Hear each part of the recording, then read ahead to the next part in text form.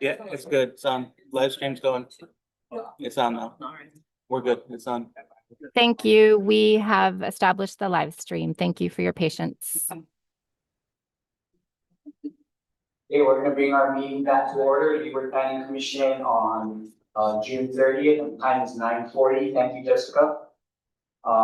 So what I decided to do is, because we have a lot of in-person testifiers and we have a lot of Zoom testifiers, and everybody is here volunteering their time to be here to share their manal. What I want to do is I'm going to go every other, I'm going to go 2 in Zoom and 2 in person.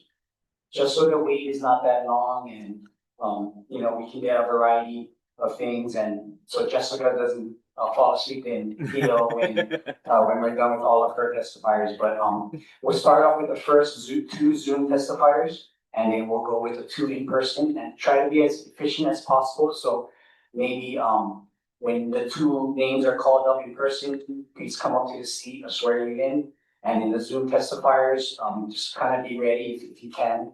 We would really, really appreciate it. Again, everybody is here volunteering their time and energy and resources. So I would really appreciate it if we just cooperate with each other. Everybody will get 3 minutes to testify, and staff will give you notice when you have 30 seconds. Please respect the time and just try and wrap it up when you do have 30 seconds left. So Jessica, can we have the first 2 Zoom testifiers, please? I'm sorry, Chair, could you repeat that question? Could we have the first 2 Zoom testifiers? Yes. We have, just 1 minute here. We have Zizi, followed by, we have Melissa, no. John Hall. They're going to be the first 2 Zoom testifiers. Zizi, can you turn on your video and microphone?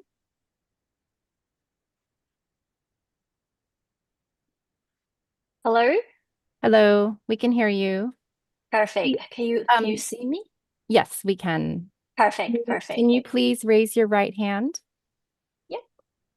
Do you swear or affirm to tell the truth on this matter now before the Leeward Planning Commission? Yes. You will have 3 minutes, and I'll let you know when 30 seconds remain. Please state your name, the town you reside in, and you may begin. My full name is ZZ, and what else do you need from me? The town you reside in? I believe I'm not assigned for a tester. Sorry, you did not want to testify? I'm not signing as a testifier. I'm just as a listener. Okay. That's fine. We'll move Okay. on to the next testifier. Sure. Let me turn off the video and audio.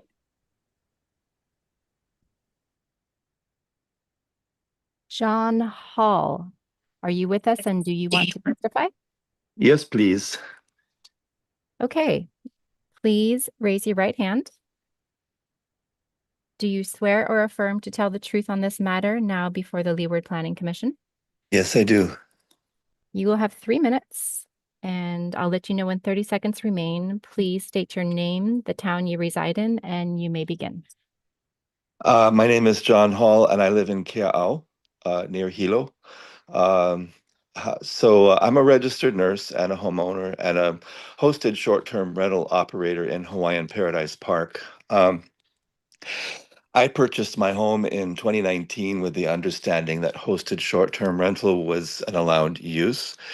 That understanding was an important part of my decision to invest my savings, establish my retirement here, and improve my property. I'm approaching retirement age and living with a long-term illness that has reduced my ability to work full-time. The income from my hosted rental allows me to remain financially independent, maintain my home, and age in place. Had I known there would be years of continued uncertainty and repeated attempts to restrict hosted rentals, I likely would have invested and retired elsewhere. I also asked the commission not to interpret fewer people testifying as public support. Many of us have testified repeatedly over the years, and we're just exhausted from the ongoing uncertainty. Hosted short-term rentals serve far more than tourists.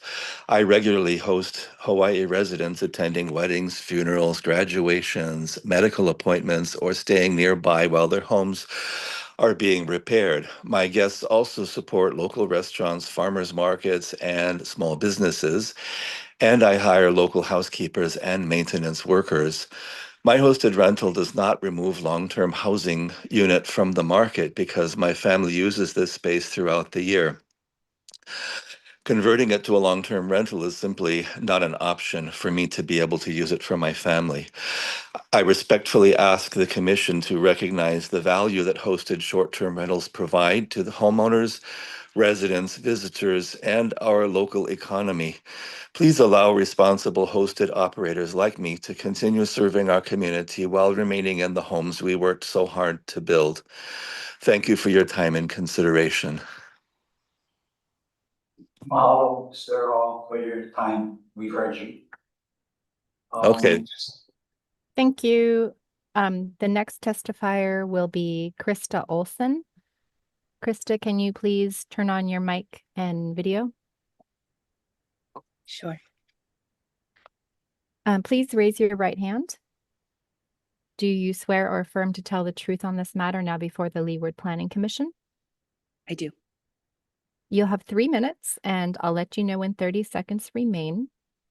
Please state your name, the town you reside in, and you may begin. Thank you so much. Good morning. My name is Krista Olson. I reside in Kealakekua, and I'm a production farmer there. And I'm going to close the door. Excuse me. And I am glad to have this opportunity to follow up with the Planning Commission. I and the family run a 5-acre organic farm that provides food to 5 grocery stores, 2 food hubs, and an early childhood program.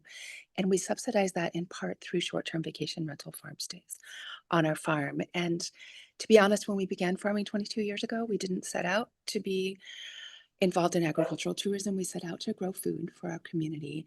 And since 2020, we've found that the only way to make that pencil and to stay in business is to find an integrated way to participate. I've served on the county's ag tourism working group, and I'm involved with a group of farmers who also are hosting on their land. And we are impacted in different ways, depending on whether or not we are within the state agricultural land district.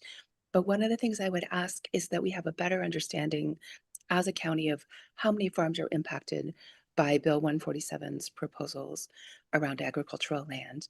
So one thing I would suggest is that if the planning department could help the commissioners and the citizens of the county have a better understanding of how many agricultural parcels within the agricultural state land district may be impacted, it would help us, I think, to look ahead in terms of impact on food production as well. And that is one ask I have. And the other is that as farmers, we are planning and investing at a minimum 1 to 2 years ahead in our production. And for some of us to not know, even over the next several months, whether or not one of our primary income streams is going to go offline for us, makes us hesitant to continue planting and producing in the same ways for our communities that we have. So I would encourage the commission to look at ways to make sure, and I'm sure this is true for other short-term vacation rentals who are operating legally as well, but to at least give folks a grace period of knowing that, for the next year, or the next 2 years, you have some stability as we shift. And I want to recognize the difficult job you're in of balancing state laws, county laws, the interest in community food security, and the needs of our community. one of the things we know as small farms operating in rural communities and hosting farm stays is that people in our farms are not only helping to support local agricultural production on our farms, but they're eating at local restaurants, they're shopping at our local You have stores. 30 seconds remaining. Thank you. And they are a critical part of keeping our small rural communities alive. So I would ask, one, that we understand just who will be impacted. Two, that we look at ways for agricultural operations in existence to be grandfathered in and continue to work within the integrated models that we have. And three, that we are clear for our current hosters that there is a grace period that allows folks to continue with some stability. Thank you so much. I appreciate your work on this issue.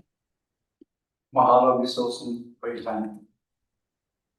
Could I please, Ms. Jackson, have the first in-person testifiers? I'm sorry, Yes, we do still have some Zoom testifiers. Are we moving to in-person instead? Yeah, so Jessica, we decided to go 2 Zoom testifiers and 2 in-person testifiers. So if we could, Thank you. yeah, thank you. Ms. Jackson? Chair, your first 2 in-person testifiers are Hili Nai Kanu and John Pelletier. Would you please come to the testifier table so that I can swear you in?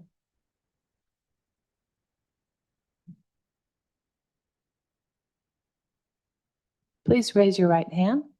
Do you swear or affirm to tell the truth today before the Leeward Planning Commission? Thank you.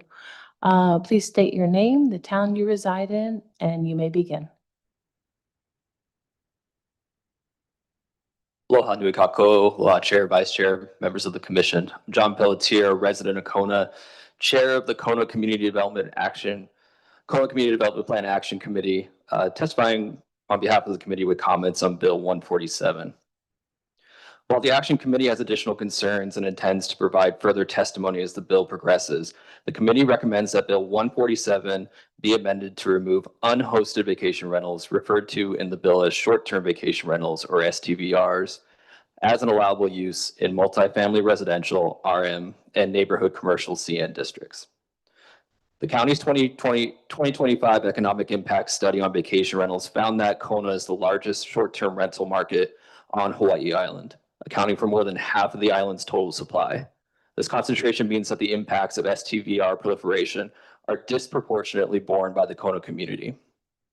Section 4.5.2 of the Kona CDP emphasizes that affordable housing within the urban core is essential to maintain and enhance economical and viably diverse community, and warns that without intervention, the market will deliver affordably priced homes further and further away from employment job centers, resulting in long commutes for the workforce. RM and CN districts, which are designed to serve resident populations, are largely located within the Kona urban area and are intended to preserve housing to meet these goals, not to be converted into transit visitor use.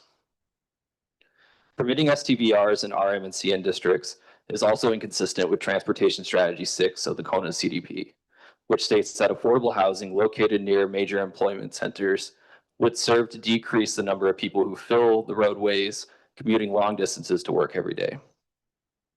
As resident serving districts situated within the Kona urban area, RM and CM zones are positioned to provide housing in close proximity to jobs, and diverting them to short-term rental use undermines this objective.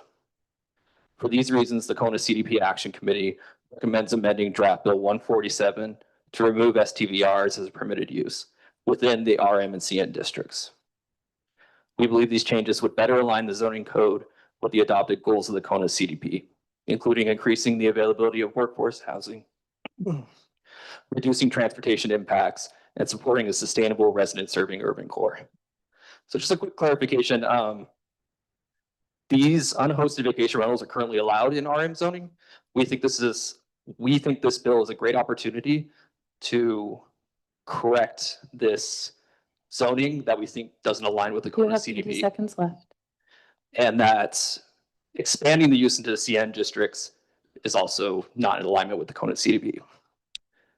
Thank you for your time, and thank you for hearing our testimony today. Mahalo, Mr. Beltier. Next testifier, please.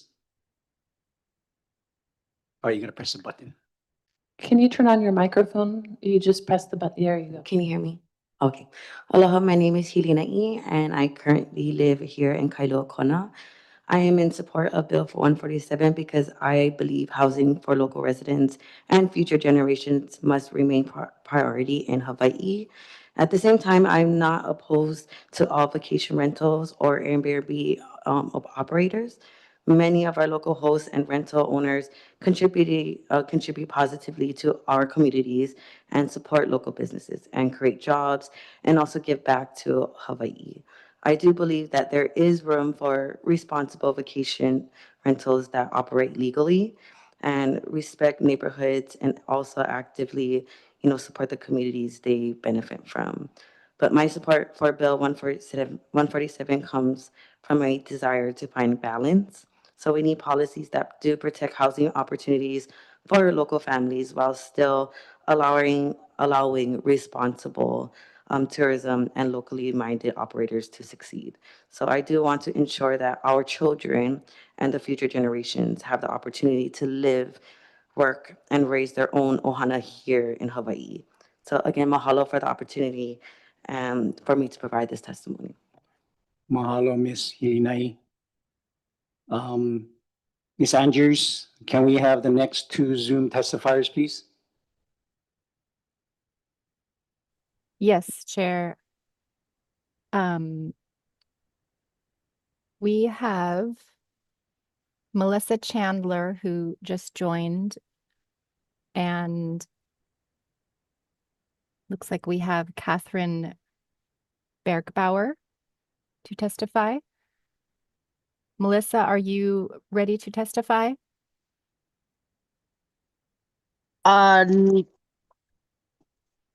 Sure, I can testify. Okay. So, are you able to turn on your video? I'm currently, do I need to turn on my video? Oh, I can. Wait, just a minute.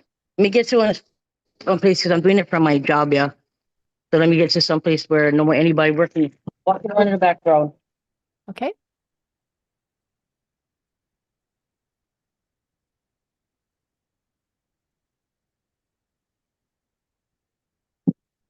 Okay. Let me turn on the video. Can you guys see me? We can see you, Melissa. Yeah. Can you Okay. please, I'm going to swear you in. If you can please raise your right hand. Do you swear or affirm to tell the truth on this matter now before the Leeward Planning Commission? I do. You will have 3 minutes. I'll let you know when 30 seconds remain. Please state your name, the town you reside in, and you may begin. Hi, Melissa Chandler. I reside in Kailua. All right. Can I start?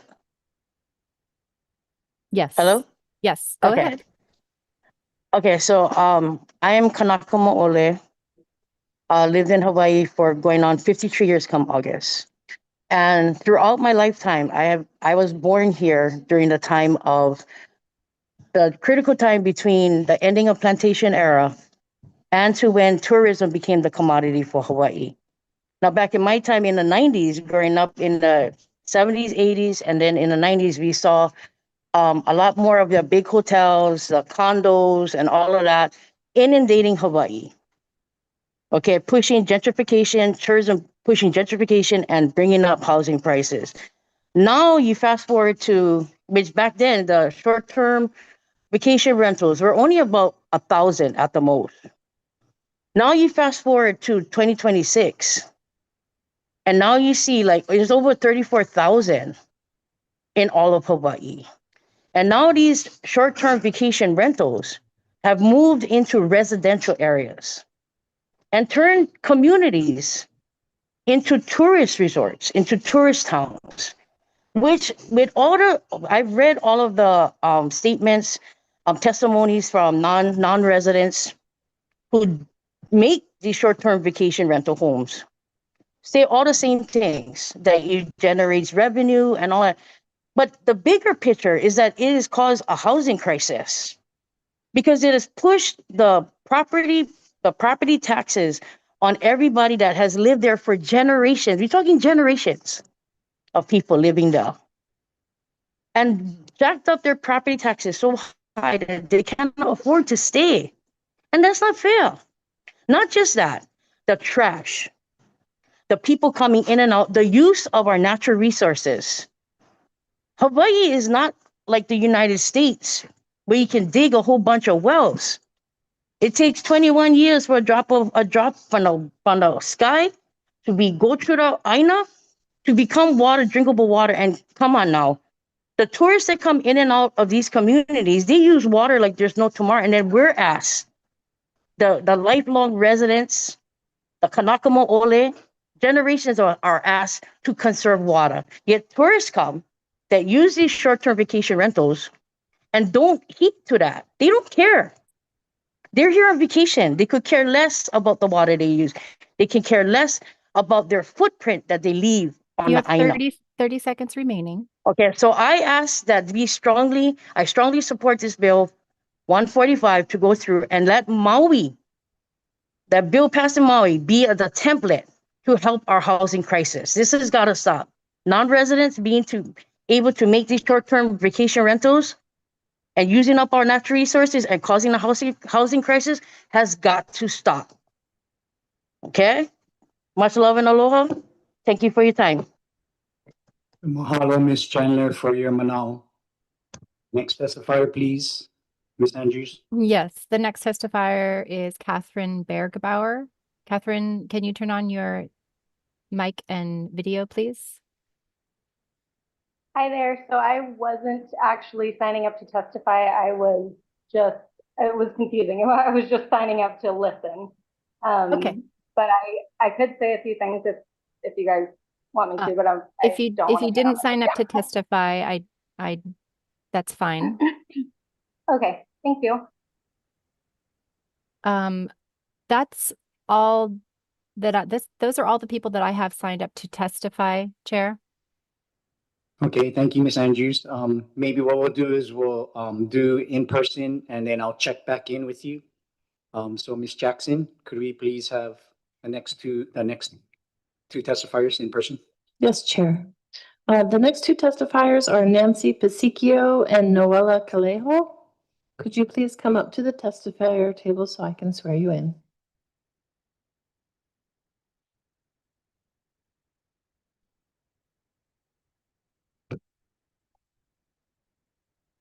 Please raise your right hand. Do you swear or affirm to tell the truth today before the Leeward Planning Commission? Yes. Thank you. Please state the name, the town you reside in, and you may begin. Is that gone? You'll need to press the button. Yep. Okay, there it goes. Good morning, Chair Al and members of the commission. My name is Nancy Pasicchio and I live in Keho. I'm the vice chair of the Kona Community Development Plan Action Committee, but I'm speaking on my own behalf this morning. I support the testimony that was voted on unanimously by the Kona CDP Action Committee that our chair just reviewed with you. Regarding the neighborhood commercial CN districts that we oppose addition to, this Bill 147 adds CN. It wasn't in the existing Bill 108 that's in our code now. And I don't think the committee believes that it's a good idea to start adding more districts to long-term. And if you add a district, it's not specific to single family or multifamily. It's all unhosted rentals in the CN district. And I don't think we should be adding more districts that can be used for short-term vacation rentals and unhosted specifically. So that's the one thing that the committee talked about. The other vote that the committee made that I also support is we need to scale down the RM district short-term vacation rentals. And this wasn't added to Bill 147. This was an amendment that was made to Bill 108 years ago when Bill 108 was first approved. It was an amendment that was made, I think, in draft 5 when that debate was going on those years ago. But what it did is it made all condos in multifamily legal short-term vacation rentals unless the homeowners association or the condo association voted to exclude it. So now we've got all multifamily condos having the legal ability to, regardless of where they are, to be vacation rentals. And so we need to scale that back. But as we know, it's a big hassle to ask people to come in to get a non-conforming use permit. So the suggestion to handle that I'm proposing is that what we do is allow the ones that were already permitted since 2018 or whenever the bill got passed to now, is to let them stay, not make them come in and apply for a non-conforming use permit, but for a future date for new buildings or projects that get approved, let's say December 31st. 30 seconds left. 2026, that no new buildings can have legal multifamily residential as unhosted vacation rentals. The other thing I want to say quickly, and this is my own opinion, regarding downtown Hilo, they want to add downtown Hilo as a unhosted permitted use. I think right now the CDP is going to be starting to be drafted for that district, and I think it should be up to them to decide whether they want the downtown. Thank you for your testimony. Okay, Your 3 minutes thank are you. finished. Mahalo, Ms. Ikeo, for your manal.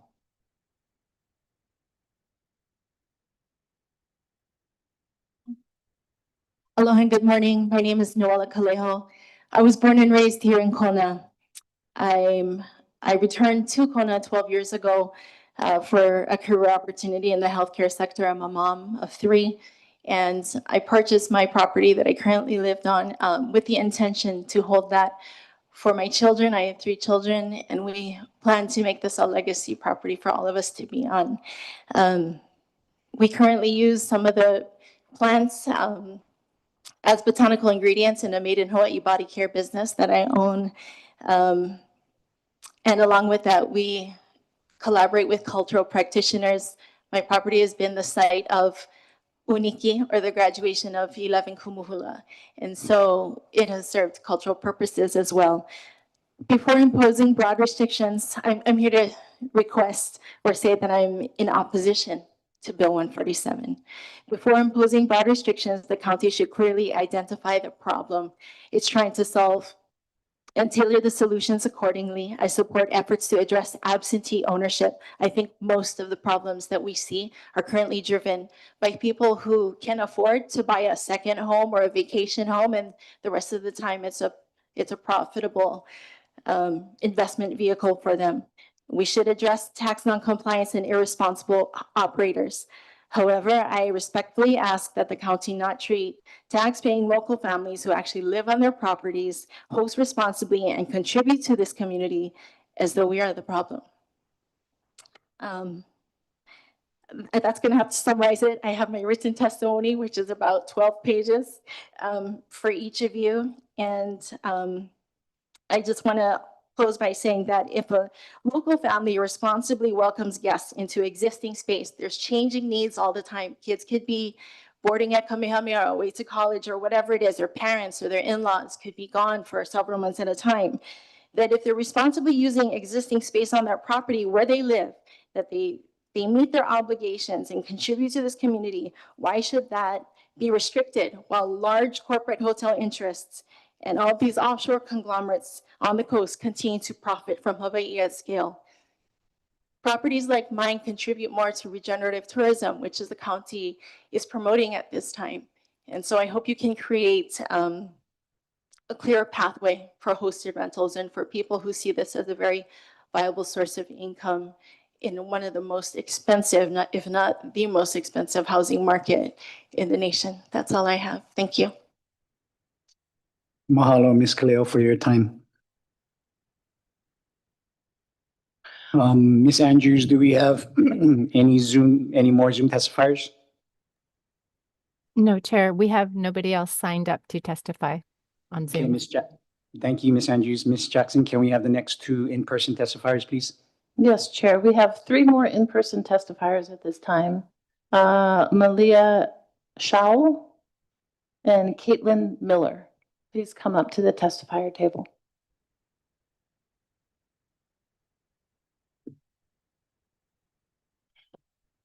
Please raise your right hand.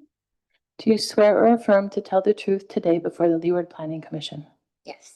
Thank you. Please state your name and the town you reside in, and you may begin. Aloha, my name is Malia. I reside here in Kailua Kona. I'm not a hotel operator, a large investor. I'm just a local girl who owns a home, and I'm fighting to keep it. I'm here to address specifically hosted Airbnbs. I own one. I understand that your role is to make a recommendation to the county council, and I respectfully ask that your recommendation is based on a clear understanding of how this bill will actually affect people like me. I don't think we understand that. We don't, so I don't understand how anyone can. I understand why this began. The county wanted a better oversight of vacation rentals, and I support reasonable registration and accountability. There were and unfortunately still are problem properties. They need to be addressed, but somewhere along the way, the focus shifted from regulating problem properties to creating requirements that many longtime local homeowners may not be able to meet. Registration is not the problem. I can register. Creating a registration system that longtime families cannot realistically qualify for, that is the problem. My own home is a great example. I purchased a 4-bedroom, 3-bathroom home, but according to county records, it does not reflect that. My understanding of this bill is that we will have to show plans of our home and prove that our spaces are permitted. If registration requires permits before I can qualify, what does that path look like? How long will that take? What will it cost? Is there a realistic process for homeowners like me to come into compliance? My mom is in a similar situation. Her hosted fit space has an unpermitted kitchen that we created for my niece when she had a baby, and now we're using it for mom. She now can pay her bills. She hires someone to clean the Airbnb and her home. My mom is 75 years old. Someone maintains her yard, and it gives her the ability to continue living independently in the home that she raised us in. She needs that income. We need that income. If we lose it, we have a major problem on our hands. There are many families like me. I know there are. I've spoken to them. I have many friends who are in the same situation. If the county expects existing homeowners to come into compliance, is it prepared to help them do it? Does it have staff? Does it have inspectors? Does it have the permitting capacity? Or will registration simply become a barrier that responsible local families cannot overcome? I'm concerned that the answer is no. You have 30 seconds left. At the end of the day, if you're going to recommend a yes or no, base it on this. Do you have the information? Do you understand who this is affecting? How many existed hosted rentals will actually qualify? How many won't? How many will not be able to because they don't have septic upgrades or they don't have permitted spaces for their hosts? We all support regulation and accountability, but regulation should address these problem properties, which was the Thank intention you of the for your bill initially. testimony. Your 3 minutes are finished. Mahalo for your manao. Aloha, Chair, Vice Chair, and members of the Leeward Planning Commission. My name is Caitlin Miller. I am a resident of Lahaina on Maui, but I'm the Executive Director for the Hawaii Mid and Short-Term Rental Alliance. Mahalo for the opportunity to testify today. While we have submitted written testimony outlining several significant concerns with Bill 147 today, I would like to focus on 2 issues. Our members want to comply with the law, support clear, workable regulations. However, as currently drafted, Bill 147 leaves considerable uncertainty for residents who have been operating lawfully under the existing framework. First, Bill 147 creates uncertainty for existing lawful rentals operating between 31 and 179 days. These property owners relied on the county's existing regulations, yet this bill provides no clear transition for the lawful operations. This matters because midterm rentals fill an important housing need. They provide furnished housing for traveling nurses and other healthcare professionals, contractors, displaced families, and residents relocating within our communities. In 2023, the Kona Community Hospital publicly asked the community to help provide approximately 150 furnished rentals to support visiting medical professionals. Hospital leadership stated, if we don't have these nurses, we can't provide the level of care that we want to provide for our patients. We respectfully ask that the county preserve a clear pathway for these existing lawful operations so they can continue serving these important community needs. We're also concerned about the proposed framework for bed and breakfast operations on agricultural land. Many of these are small working farms where overnight accommodations help diversify income, support agricultural operations, and allow families to continue farming their land. These property owners are now being asked to support an entirely new permitting framework before the rules governing that framework have even been developed. Because agricultural accommodations operate within a unique legal and operational framework, we encourage the county to evaluate these provisions through a dedicated agricultural lens. The needs of working farms and agricultural tourism are fundamentally different from other visitor accommodations and deserve focused discussions before significant new requirements are adopted. Compounding that uncertainty is the proposed residency requirement. Existing state agricultural frameworks have generally required that owner or operator reside on the property site. Bill 147 appears to establish a more restrictive requirement that the owner reside within a specific dwelling, creating uncertainty for farms with multiple dwellings and long-established operating models. Thank you. We respectfully ask the Commission to ensure the county's requirements align with existing agricultural practices and do not unintentionally place lawful operators at risk. We respectfully request amendments that provide clarity, preserve existing lawful uses, and create a practical path forward for residents. We appreciate the opportunity to testify today, and we're available to answer questions. Mahalo. Mahalo, Ms. Miller, for coming all the way from Maui. Mahalo for your time. Next two testifiers, please, Ms. Jackson. Chair, we actually have somebody on Zoom who did sign up to testify. Okay, Ms. Andrews, we'll go ahead and take that Zoom testifier, please. Okay, Ms. Lydia Melath, you're still wanting to testify? Yes, can you hear me? We can hear you. Okay. Are you able to turn on your video, Ms. Melath? My computer is a little bit of issue, so I cannot right now, but I will. Okay. Yeah, I will come to in person one day. Okay, can you please, we need to sign you in, swear you in first. Just please raise your right hand and do you swear or affirm to tell the truth on this matter now before the Leeward Planning Commission? Yes. Okay, you'll have 3 minutes. I'll let you know when 30 seconds remain, and please state your name, the town you reside in, and you may begin. Okay.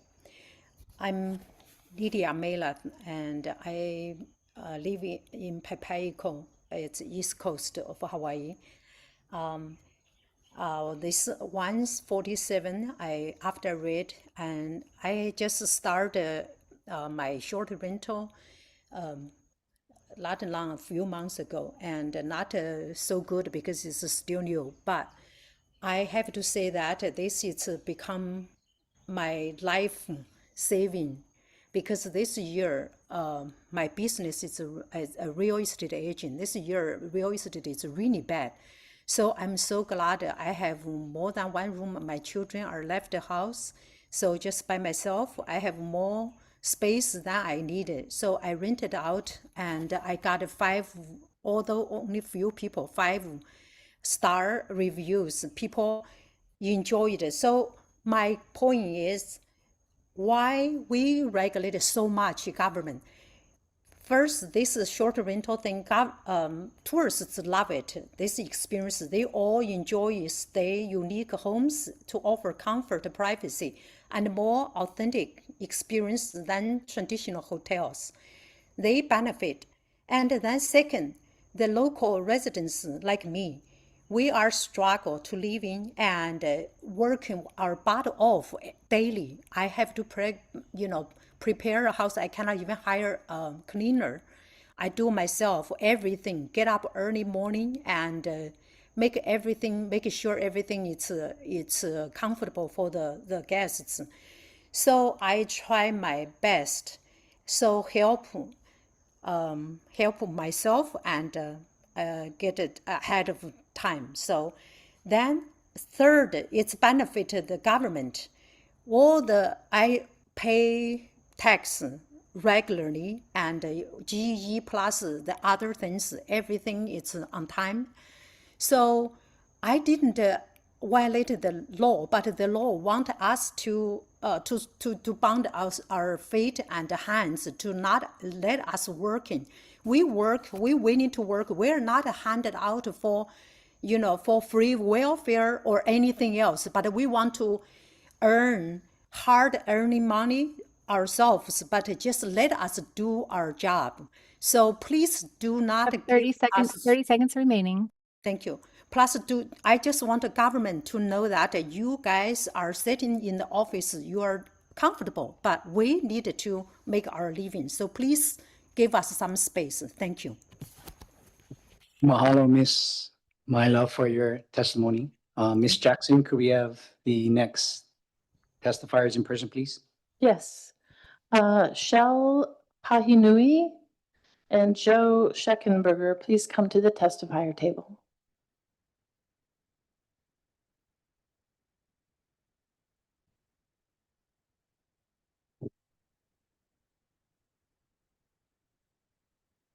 Please raise your right hand. Do you swear or affirm to tell the truth today before the Leeward Planning Commission? Thank you. Please state your name, the town you reside in, and you may begin.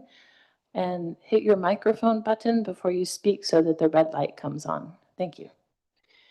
Good morning, volunteers of the Planning Commission. I'd like to thank you for your volunteerism and your service. Of course, thank you even more if you recommend against this bill.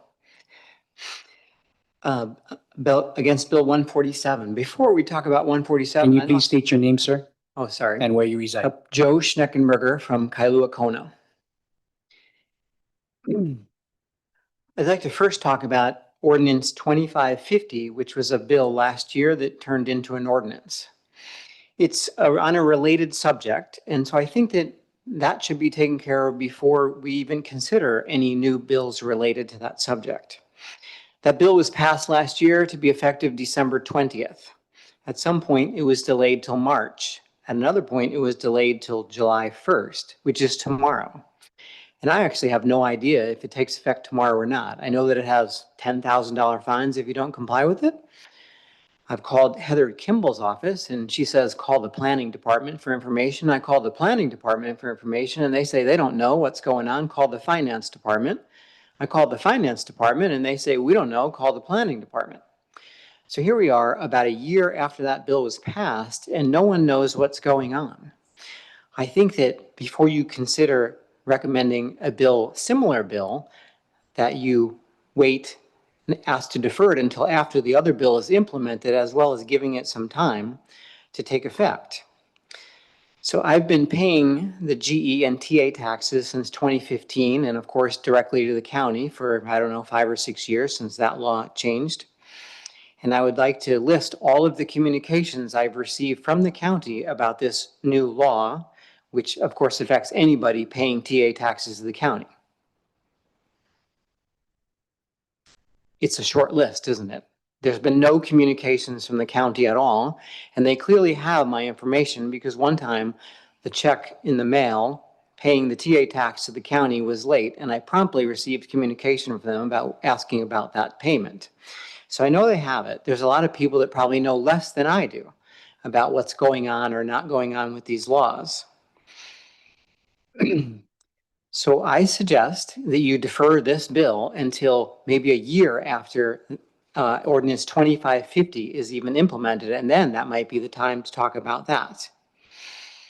So again, I'm opposed and strongly urge that you do not recommend this bill to move forward. Thank you. Mahalo, Mr. Schenkenberger, for your time. Aloha, good morning. I'm Shel Pahinui and I live in Kealakekua down at the Middle KA Road. I think it's called Captain Cook area. And we have a small farm, very productive. Again, someone else mentioned, we support several restaurants and Island Naturals with our organically grown products. We do have a small rental on the property. When we bought the property, there were people in there. It took us 6 months to remove the people from the property, supposedly 2 people. There were 4 cars every night. At least 8 people were living in the 2-bedroom cottage.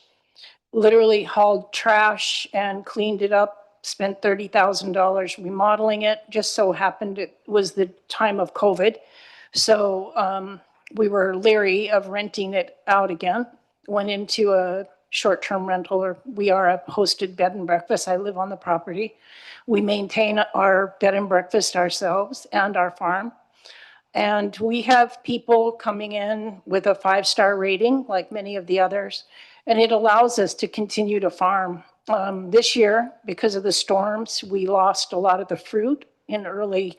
If we were not allowed to have the vacation rental, then we would not be able to maintain our farm over this year. We don't know what weather will be like in the future.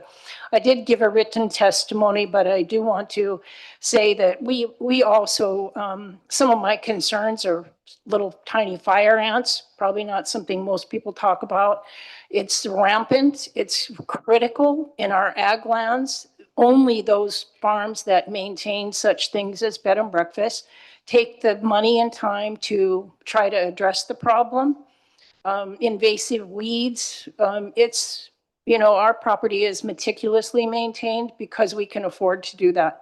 A lot of the farms are just overrun with invasive species, especially fire ants, terrible throughout the ag lands in our area. So I believe the county should address a lot of those issues in our farmlands before concerning with legal bed and breakfasts that do pay taxes. We're a gated property. We have our own parking. I don't think anybody even knows that people are on our property, and I appreciate that consideration. Mahalo. Mahalo, Ms. Pahanui, for your time. Ms. Jackson, the next 2 testifiers, please. Yes, Chair. Kahanu Akiona and Debbie Carey, please come to the testifier table.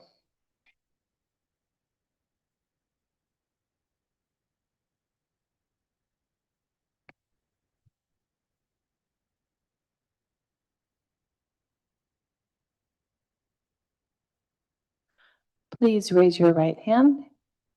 Do you swear or affirm to tell the truth today before the Leeward Planning Commission? Thank you. Please state your name and the town you reside in, and you may begin. Just hit the microphone button before you speak. Can you please turn on your microphone button? Thank you. Please state your name and where you reside before you start. I'm Debbie Carey. I live here in Kailua Kona, and I am a host to a vacation rental on ag land. We've been doing it for about 10 years.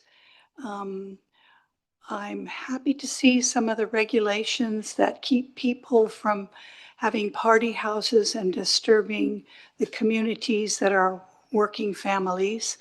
I approve that for regulations. I have a hard time with a lot of the regulations because you can regulate us, but we can't regulate you and say, how are you spending our money? How are you spending this extra TAT money to benefit? I see a lot going to homeless, ha ha ha, it doesn't get there. So that's my, I'd like to see us be able to have a say in what the government uses our money for, because I don't see it properly being used, as many of the county council have addressed before. We raise chickens, we have sheep, we have dogs. We would not rent our home to long-term rentals because we've had experience, like another person testified, that you can't get people out. They trash the place. And now the laws are going to be even more stringent in favor of the tenants, which really you have to be stupid to rent a house today. Because of those rules, they are really not to protect us, which is sad. We employ house cleaners, electricians, pool service. Our renters, not our renters, our vacationers go to restaurants and do all the fun activities that Kona provides that help countless people survive and have a great business and a wonderful life in our town. And I'm all for that. And I hope that government regulation doesn't choke us out and make it so hard to comply with all the rules that we can't have freedoms to enjoy life. You have 30 seconds left. Okay. Anyway, so I hope and pray you have wisdom as you make these adjustments and amendments to the laws and regulations and take into consideration the whole big picture. Thank you.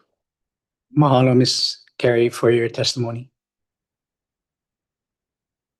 Next testifier, please state your name and where you reside before you get started. Leilina Mai and all co-Mike members of this Planning Commission Council. Mahalo for taking the time out to hear testimony. I didn't prepare anything prior to coming here. I came to listen, I came to learn. I read a lot of the submitted testimony over the weekend, and a lot of what I collected from, what was shared by those testifiers is that their bottom line is being threatened. Now I understand our income is how we make our little worlds go around.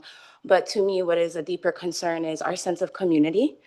I do appreciate the farms, the working farms that allow visitors to come and vacation, but glamorizing our agricultural lands, I don't believe is the proper way to supplement income. Aina deserves more respect than that. And having my Eve here, being a lineal descendant of this Aina and knowing what my Kuleana is, I don't want to overstep or seem like I'm being insensitive to any methods or practices that people need to take to support their ohana. I'm trying to do mines the best way I know how. Pono. Not setting my needs ahead of the collective. I cannot prioritize the I ahead of the we. And I see the great need for people to supplement the income. There's so many testifiers here that told the truth about how expensive it is to live here. But the moment we start to bend and shift towards, are we accommodating our visitors more? Or our families that are working families that are struggling, fighting to stay here. I grew up with a lot of the people here in the room, and a fair few I don't recognize at all. I've seen the face of my childhood neighborhood change over the decades. It was once a very tight-knit rural community, and now every few days, a strange foreigner wanders into my mother's yard, just going right up into her property, helping themselves to mangoes, which she is not opposed to. If you're hungry, you eat. That's our motto. And our ikekupuna suggests that we malama each other. But right now what I'm hearing is, let's malama our bottom line.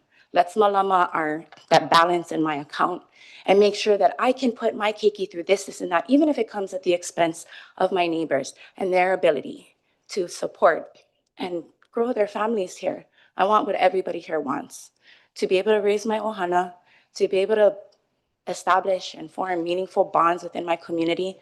But I refuse to do that at the expense of the collective welfare of my committee. And that is my mana'o coming from a kua aina of this aina. I really do appreciate all the time you folks have taken to listen to us today. Mahalo nui loa. Mahalo for your no. Ms. Jackson, do we have any more testifiers? Yes, we have one signing up over there, and then there's Mele Mali K. If you could come to the testifier table.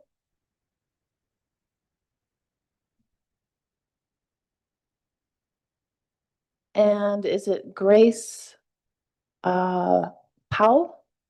Pai? Please raise your right hand. Do you swear or affirm to tell the truth today before the Leeward Planning Commission?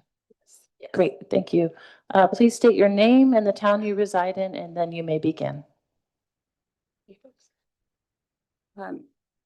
Meli Malie K, Kailua Kona.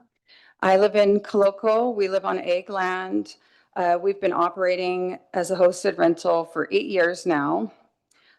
We are against this bill. We rely on our income, and with a vacation rental, we barely see the guest. They grab towels, they're gone. We see a car there at night, and that's it. Our property still feels like it's our home and belongs to us. Having long-term tenants does not work for us. When we've had short-term tenants, one of those even that was a traveling nurse, turned into multiple years that we had her with us. But we feel that we should be able to choose who resides in our house and on our property with us. We're occupying the home. We shouldn't have that choice taken away from us. We pay all of our taxes, and it should remain our decision who lives in the property that we're at. This is not a second property. We're there, and we should be able to have it remain our choice for who we allow to live in our house. That's it. Thank you. Mahalo for your testimony. My name is Grace Pye, and I live in Kailua Kona. I would just like to say that listening to everyone here today, I think we all agree on the same things. We just have different views on how we are understanding this bill. I think everyone here who is opposed to it are families and residents that are using their property as an asset to gain money and a way to live, and that's something that they have a right to do. But I believe that if we get more facilities to host travelers, that takes away their customers from these people who have houses that they host. The travelers will be going to these new properties, and they won't be coming to these residents' houses anymore, and they'll be taking opportunities from them. And also, if we have more people coming here, that means more traffic, more lines at the grocery stores, less parking space. The island just becomes more crowded, and it's going to become like Oahu, where it's a city and you don't have any more space to enjoy your own community. There is a way and a system that we can make to better host, to help families host these tourists, that we just don't have that in place right now, but we can make that. So I'm neutral on this. I think I'm more supportive, because we definitely cannot let someone who doesn't live here host people and not even come and see the people they're hosting. So that's my testimony. Thank you. Mahalo, Ms. Pye, for your manao. Ms. Jackson, any more testifiers? There are no more in-person testifiers at this time. And Ms. Andrews and Hilo, do we have any Zoom testifiers at this point? No, Chair, there are no more Zoom testifiers. Okay, with no testifiers, any more testifiers in person in Zoom, we'll move on with our agenda. We only have one item on our agenda today, and everybody knows it's Bill 147. It's Initiator County Council PLCCI 2026-00016. Bill 147, an ordinance amending Chapter 2, Administration, Article 7, and Chapter 25 Zoning, Article 1, Article 2, Article 4, Article 5, and Article 7 of the Hawaii County Code 2016 edition as amended, related to transient accommodations, repeal Section 25-4-7 and 25-4-16 through 25-4-16.3, repealing existing provisions relating to bed and breakfast establishments and short-term vacation rentals, and establishing a new regulatory framework for transient vacation rentals, including bed and breakfast uses, with provisions related to permitted use, permitting enforcement, and operational standards. Ms. Camaro for a staff presentation, and we do have present at the table Councilperson Heather Kimball, and we also do have Director Darrow here too. So Ms. Camaro, can you please move forward with your presentation? Good morning, Chair and members of the Leeward Planning Commission. Before you today, we have the County Council initiated Bill 147 related to transient accommodations. As stated previously by the Chair, this is an amendment to Chapter 2, the Administration Chapter, as well as Chapter 25, the Zoning Chapter. The County Council's request. So Bill 147 seeks to update the Hawaii County Transient Vacation Rental Regulations to first clarify hosted and unhosted rentals. It will distinguish between B&Bs and STVRs. It consolidates transient accommodation regulations. It strengthens enforcement and compliance. It improves registration, monitoring, and enforcement tools. It aligns zoning and registration requirements. And it coordinates Chapter 25 with Chapter 6, which was stated in the previous testimony, which is the Ordinance 25-50. So on your screen, you have a background and legislative history of STVRs. So in 2018, Bill 108 was adopted. This established short-term vacation rentals, also known as STVR regulations for unhosted rentals within the County of Hawaii. In 2024, Bill 121 and 122 were proposed along with 123. However, the proposed revisions to transient accommodation and B&Bs, which are Bill 121 and 122, were ultimately deferred at Council. In 2025, there was the Hunden Economic Impact Study, which was completed. This evaluated economic, fiscal, housing, and regulatory impacts of TVRs. In 2025, Ordinance number 2550 was adopted, which created a registration framework for TVRs within the Hawaii County Code Chapter 6, also known as the Business Chapter. Also in 2025, Ordinance number 25-92 was adopted. This ultimately delayed implementation of the earlier Ordinance 25-50 to the effective start date of July 1st, 2026.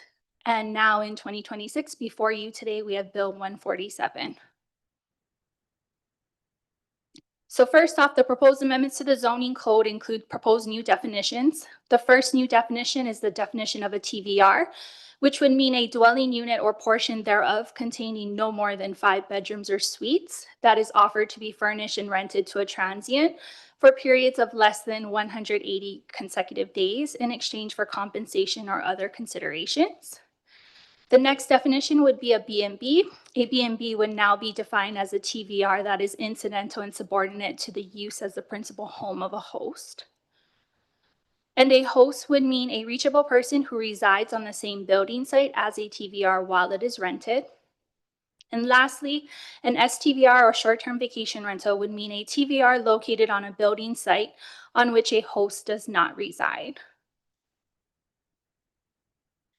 In addition to the definitions, we are also, well, Bill 147 is creating a new division governing TVR use regulations. This includes new provisions establishing where B&Bs are permitted. So a B&B will be permitted in the following districts: the RS, RD, RM, RCX, V, CN, CG, CV, CDH, and PD zoning districts, as well as the agricultural zoning districts under specific conditions, such as if it's located within the state land use urban and rural district, or if it's located within the state land use agricultural district, provided that the B&B is located in a farm dwelling. The dwelling shall also be the principal home of the host. The dwelling shall not be an additional farm dwelling, and a special permit is obtained. In addition, there are new provisions establishing where the STVRs and non-conforming use certificates are permitted. An STVR is being proposed to be permitted in the following zoning districts: the RM, the V, the CG, the CN, CV, and CDH zoning districts, as well as any residential district within any of the following: the resort and resort nodes and certain open areas adjacent to an area identified as a resort designation, and that is along the shoreline, as well as any project districts consistent with the underlying zoning districts. In addition, there is a creation of a new division governing TVR use regulation. An STVR shall not be permitted in a multiple family dwelling unless the dwelling is defined and governed as a CPR under Hawaii Revised Statutes, Chapter 514B. Existing valid NUCs may continue operation where STVRs are no longer permitted. The cancellation of registration shall result in a revocation of associated NUCs. And an STVR operating under an NUC may increase the number of bedrooms available to rent so long as it does not exceed 5 bedrooms and the owner registers the change with the director. In addition, there's a new section establishing operational standards and responsible management. That shall include that the use of the TVR shall include the following. The registration information shall be posted on site. The host shall reside on the same building site as the B&B during rental operations. In the case of an STVR, the reachable person shall respond via telephone to a request or message from a guest, neighbor, or county agency within 1 hour of receiving the request or message, and shall be physically present at a TVR within 3 hours of receiving a request to do so from a guest, neighbor, or county agency. Bill 147 also establishes a good neighbor policy, which includes the following. Occupancy, there shall be a maximum of 12 adults or twice the number of rentable bedrooms. Gatherings shall be limited to twice the renter occupancy limit. This shall require that the rentals shall remain residential in character. If provided, breakfast is limited to registered guests at B&Bs. This shall prohibit weddings, concerts, and special events. Quiet hours shall be from 10 p.m. to 8 a.m. STVRs must be rented as an entire dwelling unit, and guest vehicles at a TVR must be parked within the designated on-site parking area. In addition to establishing the operational standards, there are also advertising and signage, which shall include the following. Registration number shall be required on all advertisements. No advertising as special event venues shall be allowed. Signage must comply with other chapters in code, and the street address shall be visible from the street used to access the TVR. In addition, there are 4 new sections within the Division for Violations, Penalties, and Enforcements that are being proposed to enforce the following. First is TVR enforcement generally. This will authorize complaint investigations and enforcement procedures. TVR enforcement and administrative provisions shall establish administrative fines for violations as follows. Fines may include up to twice the highest advertised daily rental rate during the preceding 12 months, plus a first violation fine of $5,500, a second violation fine of $7,500, and a subsequent violations of $10,000. In addition, there are TVR enforcement with prima facie evidence, which shall define the prima facie evidence standards. The Planning Department analysis. So staff finds that Bill 147 generally expands the county's existing transient accommodation framework. It improves operational accountability, regulatory consistency, and enforcement capability. It enhances neighborhood compatibility through updated operational standards. It improves consistency between zoning, registration, and enforcement requirements. It reflects recommendations identified in the 2025 Hunden Economic Impact Study, and it remains less restrictive than regulatory approaches adopted by our neighboring counties. The summary comparing Bill 147 to current code. The county currently regulates STVRs, which we consider unhosted rentals, with many of the same regulations that are proposed in Bill 147, such as the Good Neighbor Standards, registration, enforcement using our current fine structure, and the use of prima facie evidence.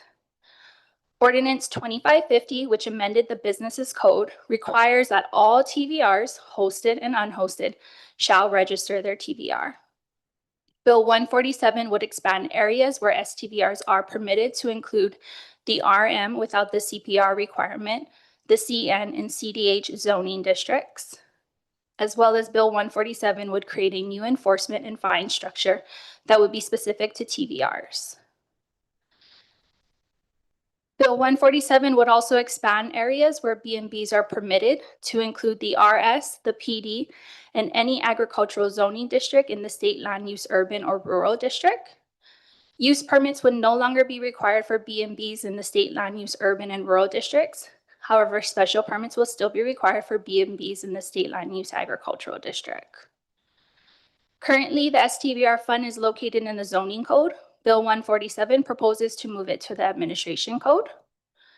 And compared to neighboring counties, Hawaii County generally maintains a less restrictive regulatory framework while emphasizing operational standards, registration compliance, and enforcement rather than broad zoning prohibitions. Hawaii County's current and proposed application fees also remain substantially lower than comparable fees charged by neighboring counties, indicating that our county fee structure remains relatively modest. So the planning director's recommendation. The planning director does recommend that the planning commission send a favorable recommendation of Bill 147 to the county council with the suggested revisions in the recommendation report. The key recommendations are going to be on your screen as follows. There are some that we did not present to you today just because they seem more of housekeeping matters, but you can find all of the recommendations within your reports. So the first recommendation that we're going to discuss with you is recommendation number 4, which clarifies the definition of a transient vacation rental as followed. The planning director is recommending that the transient vacation rental mean a dwelling, unit, or portion thereof containing no more than 5 bedrooms on a building site unless subject to a condominium property regime, as well as pulling out that tents shall not be used as a transient vacation rental. This clarifies TVR limitations and shall expressly prohibit tents as a TVRs, which follows the comments that were received by the department from the Department of Public Works Building Division. Recommendation 7 is on your screen. This clarifies the permitted locations of the B&Bs as follows. The planning director is recommending that B&Bs be allowed within the RA zoning district, as well as within the state land use agricultural district, provided that where the B&B is located in a single family dwelling or farm dwelling, as defined in Chapter 205 Hawaii Revised Statutes, and the dwelling is not an additional farm dwelling or farm employee housing, a host shall not live in the guest house or detached bedroom, and a special permit is obtained as defined in Chapter 205 Hawaii Revised Statutes. The reason for this is that it clarifies that B&Bs will be permitted within the RA zoning district. It incorporates comments from the Office of Planning and Sustainable Development. It clarifies hosted occupancy requirements by requiring the host to reside on the same building site, but not within the rented guest house or detached bedroom. It updates agricultural housing terminology to align with proposed amendments to Chapter 205 HRS. And it improves consistency with the state land use regulations and anticipated statutory changes. Recommendation number 8 includes a recommendation to the STVRs as far as where they are permitted. The planning director is recommending that within the RS, RD, RCX zoning districts, that is wholly situated within any of the following: the resort node as designated in the general plan, or an area designated as open within the general plan that is adjacent to an area, be amended. As well as removing letter B and replacing it with STVRs are limited to 1 per building site unless the dwelling is defined and governed as a condominium property regime under the Hawaii Revised Statutes, Chapter 514B. And this all just clarifies where the STVRs are permitted and limits STVRs to 1 per building site. In addition, the planning director is making a recommendation to the general provisions section. And this will clarify that the use of a TVR, including the structure or dwelling, the rental activity, and any other activity on the property in connection therewith, must be done in accordance with the provisions of this division, as well as Chapter 6, Article 6 of the Transient Vacation Rentals of the Hawaii County Code, which governs business registration for transient vacation rentals. In addition, the director is proposing to remove letter C. However, replacing letter C with the general provision that no more than 1 accessory dwelling unit may be used as a transient vacation rental, provided there are no other transient vacation rentals on the building site. Letter D is a TVR may only be established within a dwelling that has been issued final approvals by the building division for building, electrical, and plumbing permits, and any land use permits that may be applicable, such as a special permit. And letter D, The applicant may be granted a 1-year period to come into compliance with the requirements listed in subsection D, as well as additional time may be granted to the applicant if needed.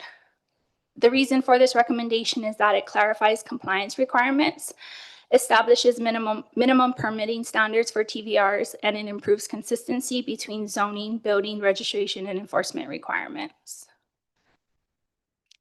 Recommendation 11 clarifies that special events shall be labeled as followed. Within the operational standards good neighbor policies, a guest or renter of a TVR may not use it for a wedding, wedding reception, concert, or special event unless approved by a use permit or a special permit, as well as within the operational standards, advertising and signage, that again, no person may advertise a TVR as a venue for wedding receptions, concerts, or other special events unless approved by a use permit or special permit. This clarifies that special events may be permitted when authorized through the approved use permit or special permit. Recommendation number 12 is that we update the TVR parking standards to fall under one standard. Currently, we have the bed and breakfast standard, which requires one for each guest bedroom in addition to one for the dwelling unit. However, the planning director is recommending that we place that standard within the dwellings, single family and double family or duplex, that are occupied for any period of less than 180 days if operated as a B&B, one space for each rented bedroom, in addition to one space for the dwelling unit if the rooms in the dwelling unit are rented individually, or 2 spaces if the dwelling unit is rented as a whole and operated as a STVR. This basically consolidates the parking requirements for all TVRs, and it improves our clarity, consistency, and administration of parking standards. So next steps. The Windward and Planning Leeward Commissions are required to take action on Bill 147 as described in section 25-243B of the zoning code. Bill 147 was transmitted by the County Council to the department on April 10, 2026, which means the commissions are required to transmit their recommendations to the council by August 8th, 2026. The commissions may either recommend approval of all, some, or none of the director's suggested recommendations. The commissions may also recommend that their own revisions to the bill be made. Once Bill 147 is heard by the Windward and Leeward Planning Commission, the recommendations will be sent back to the County Council's Policy Committee on Planning, Land Use, and Development, where the bills will be forwarded with the recommendation to Council. At Council, the bills will need to go through the first and second final reading in order to be passed as an ordinance. That does conclude my presentation. I know that you guys have received the proposed amendment by Councilmember Kimball that I'm sure she will bring up later, but I just wanted to note that on the record, and I will turn it back to the chair. Thank you. Mahalo, Ms. Camaro, for that presentation.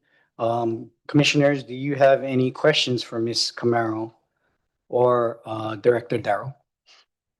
Vice Chair Noborikawa? Thank you, Chair. Ms. Camaro or Director Darrow, I just needed some clarification. The good neighbor policy, those items listed there, is there anything currently that addresses those items? Are you just pulling them together, or is this a new thing?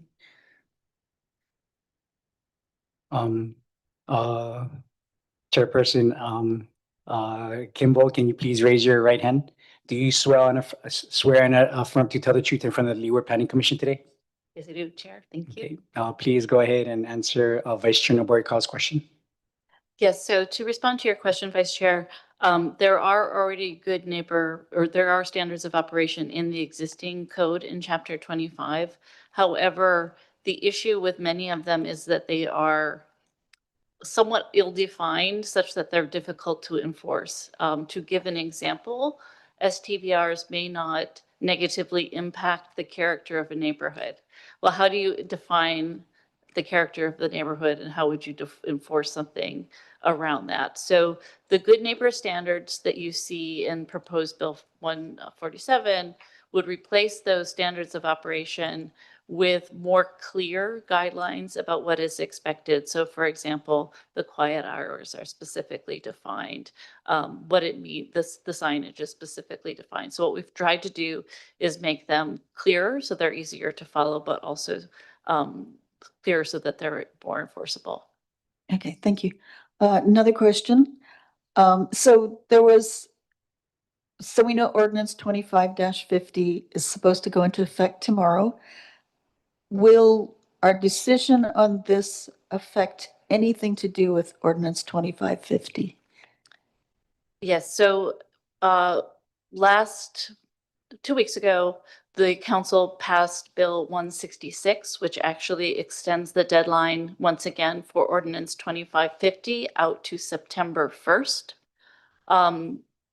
For folks that mentioned not having easy access to information, there is a website, hawaiicountytar.com, where we keep everything updated in terms of the progress of the bills related to transient vacation rentals. So the information is provided there, and I encourage people to look at it. So the passage of and the timing of this bill is actually irrelevant with respect to ordinance 2550. I do have some comments to make, Chair, when that's appropriate, that'll kind of run through where things are. We have a number of bills related to this that are kind of in various stages, so I can give you that full picture. Thank you. Another question, just to clarify for me and others in the audience. To me, it seems like we are not getting rid of B&Bs. We are incorporating them into a larger, clearer picture of how we're addressing the hosted rentals, vacation rentals, unhosted vacation rentals, and B&B. We're kind of putting them all under the same umbrella, so it's less confusing, I guess, to me, would be less confusing. Is that I think correct? that's a succinct way to put it. Essentially, Bill 147 is a housekeeping bill. So as you may recall, well, actually, I don't think you were on the board at that time, but Chair Al was when 121 came through, and it was a massive bill, and it did a lot of things, and it was pretty confusing. So we kind of have pulled it apart, and part of the discussions we had around that is the definition of a bed and breakfast. And so if I may, the definition of a bed and breakfast as it is in the existing code states any single family dwelling and or guest houses which may have been permitted on a building site in which overnight accommodations and only breakfast meals are provided to a maximum of 10 guests for compensation for periods of less than 30 days. So going back to the drawing board after 121, we really dove into the legislative history of bed and breakfasts and that code, which comes from the 80s, and then Bill 108, which of course was passed in 2019. And what the conclusion we came to was that the legislative body, the council, was unclear when they developed the bed and breakfast standard and then subsequently the STVR law, that really anything rented under 30 days is a bed and breakfast with a host. And so if you were to take that interpretation, which we believe is the correct interpretation at this point, it would mean that folks that are in the residential areas, state land use urban or state land use rural, per the existing bed and breakfast code, they would require a use permit. And on state land use ag, they require a special use permit. However, that has not been past practice of the department. The past practice of the department has not required a special use permit in residential on state land use urban or state land use rural. And so in order to align with our definition, our understanding of the definition and intent of bed and breakfast and the past practices of the department, this bill proposes actually removing the requirement for a use permit.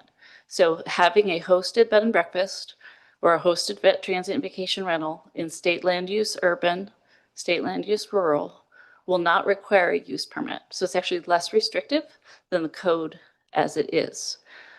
Where our challenge comes is on state land use ag, and I can get into that more in a moment. There are reasons outside of our control, basically the HRS and the Rose Hill decision, that require us to maintain that requirement for a special use permit within the state land use ag.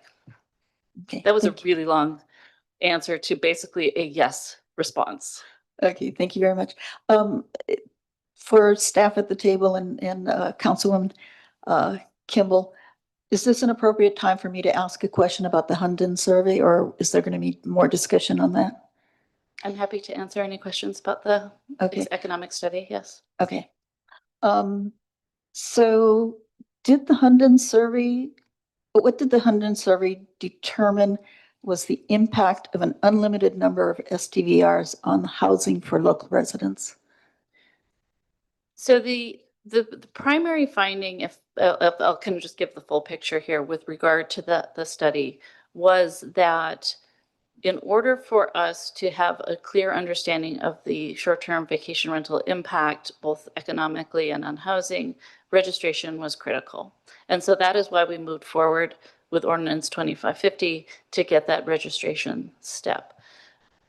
The other finding was that based on the number of short-term vacation rentals hosted and unhosted, they were able to discover through evaluation of the portals, Airbnb, Expedia, VRBO, there were something on the order between 8 and 11,000 short-term vacation rentals operating in this county. And of course, we have something like 4,000 registered. That doesn't mean that some of those are legitimate bed and breakfasts, and we have not required them to register. But based on the amount of TAT we are collecting and the projections about the amount of TAT we would collect if we actually had all of those folks paying in legally as they should to the system, we were missing out on about $12 million in transient accommodation tax per year and an additional 1.6 million in general excise tax. So there's that economic piece, and that is on an annual basis. With respect to housing,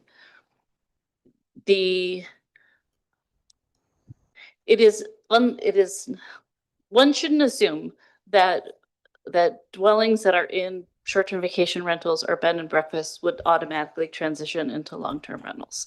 That is in many cases unlikely. However, based on the percentage of short-term vacation rentals in the overall market, it has an inflationary pressure on rental rates overall. So for example, if you take East Side versus West Side, in Hilo, short-term vacation rentals make up 2-3% of the overall housing market. Over here on the West Side, it makes up more like 17% of the market.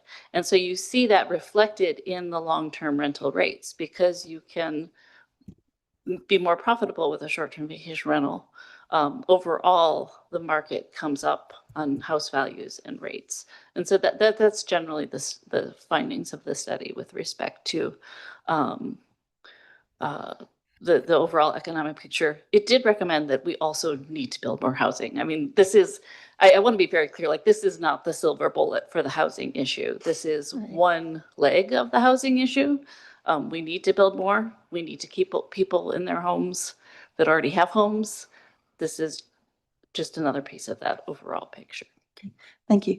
Another question on the Hunden survey. Did they talk about any of the impacts of unlimited STVRs on the environment?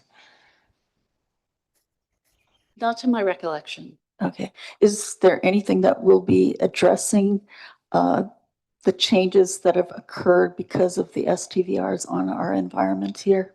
Because I know that it sounded like with a couple of our testifiers and other things I've read in the testimony that people are concerned about what the impact of more visitors to our county is. Yeah, there was nothing with respect to that to my recollection in the study, the Hunden study. However, the county does have, and it's a couple of years old now, a sustainable tourism management plan. And it's been a while since I've reviewed that, but there is some information in that document with regard to the impacts that you're talking about. Okay. But specifically, there isn't anything intended at this point to sort of monitor the results. If I may, what Bill 147 proposes to do, the plan is not to put anybody out of business. We're basically taking a snapshot in time, locking us here, and preventing further expansion of illegal operations. We think we're in an okay place. I mean, it's not great. in some parts of the county. Your side is a little bit more challenging than my side, but so I don't think we would see any kind of shifts because we wouldn't see any kind of major shift in numbers. We're kind of just locking it in right here. Okay. My final question on the Hunden survey, at the end, it lays out 4 different goals. And one of the goals, goal number 4, was to explore public-private partnerships to develop housing for local residents, ensuring that community members receive prioritized access to inexpensive housing. I know that's more a policy thing than a code thing. Is there any policy thing being thrown around about that? So this is happening, and first of all, I will state that one of the bills that I passed maybe 3 or 4 years ago now was a housing preference bill, which states that if housing is developed using county funds, there is a preference for that housing to be provided to local residents, people who work in the area, or students that are returning home.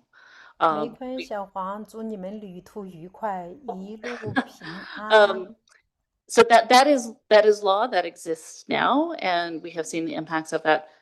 Our housing department is actively looking at opportunities to partner with developers for housing on properties where we own the property, and we will maintain ownership of that property, but we will provide a long-term lease for a developer to do the housing development.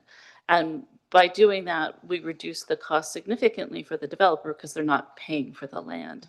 At the same time, the county is not taking on the debt burden of actually developing the units. And so it's been a very effective model.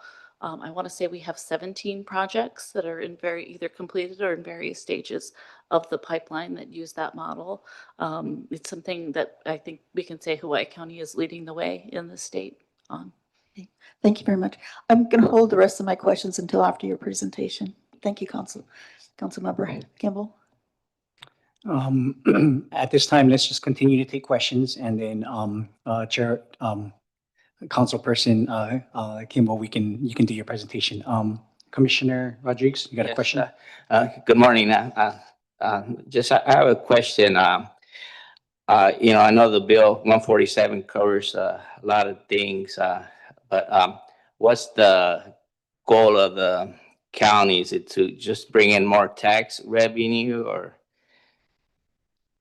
Yeah, so this is a great lead into my presentation, which is explaining what the purpose of all of this is. And so the purpose of 147, like I said, is essentially a housekeeping bill. It seeks to align the zoning code, chapter 25, with state law with respect to transient vacation rentals and farm dwellings.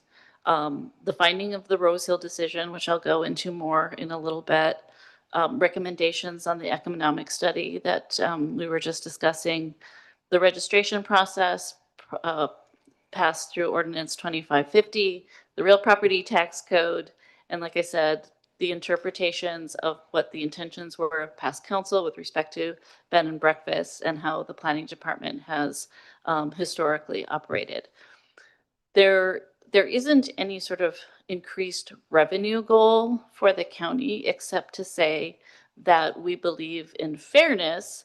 Everyone that is operating a transient vacation rental should be paying the transient accommodation tax and the general excise tax, as everybody should. So what we're really trying to do is make sure that all short-term vacation rentals and hosted vacation rentals in the county are operating legally. They're all under the same set of standards, and they're all operating safely. That's our objective. Thank you. I have a question for Mr. Darrow and Councilperson Kimball. Let's talk about enforcement. Violations and penalties. That's something that a lot of our community members, especially a lot of people here in person and testifiers over the course of these 2 years are worried about. I do understand that the planning department is very lenient on it and gives people chances and tries their best to work with people because I know you understand, the county and the council does understand about the hardship that this will be on our local residents and our farmers and just everybody involved. So can we just talk about that for a while? I don't really have a question. Maybe if you just explain how the enforcements and the penalties work, because that's a lot of money for one person. First violation, $5,500. That's like rent. That's month's rent. And car bills, truck payments, diapers, food, So if you can just kind of elaborate on that, I really appreciate it. Sure. Thank you, Chair Al, Vice Chair Nabori-Kawa, and members of the Leeward Planning Commission, Jeff Darrow with the Planning Department. So our goal, our main goal here is not, to enforce. Our main goal is to do as Councilmember Kimbo said, to try to bring everybody in compliance with the registration. There are a lot of, I don't want to say illegal, but there are a lot of short-term vacation rentals that are operating on the island without any type of permit or oversight. We're trying to bring clarity as to what is required to be legal in this arena. So for in 2018, as mentioned on the slide, there was the original launch of Bill 108, which was for short-term vacation rentals. These are considered unhosted, where there is nobody residing on the site. And so there was, quite a number that came in and registered. And there were a number that received non-conforming use certificates that were operating on pre-76 agricultural lots because the dwelling on those lots are considered single family and not farm dwellings. When that got passed, there was a major question that people kept asking.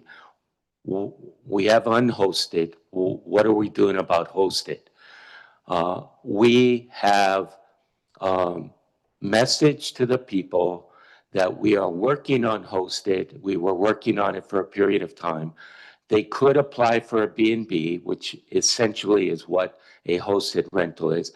But we basically said we do not regulate the term hosted rentals because there was no term. There wasn't anything in the code that defined hosted rentals, right? The closest was a bed and breakfast, which was in effect, and people could have applied for that at any given time. When we received a complaint, we would go out there and we would say, we do not regulate hosted rentals.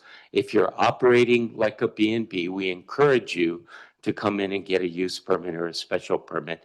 But we are actively working on this, and there will be a registration process and an avenue for you to get permitted. We're now at that stage where we are both, we've taken care of the short-term vacation rentals, we're adjusting it, we're bringing in the hosted rentals as B&Bs. To your earlier question, Vice Chair Nabori-Kawa, basically we look at the envelope as transient vacation rentals. And under that envelope, we have hosted, which is B&Bs, and we have unhosted, which are short-term vacation rentals. So that's the separation. They're all TVRs, and then we have the two separation of unhosted and hosted. We're asking people to work with us through this process. In September, the original registration is going to launch where people can come in.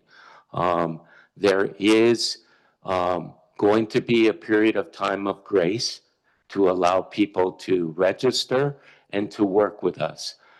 We're essentially, I won't go into detail of that process until maybe later when there's questions. I know that Councilmember Kimball wants to address some of this. But basically, to answer your original question, our goal is to get them in compliance versus issuing violations.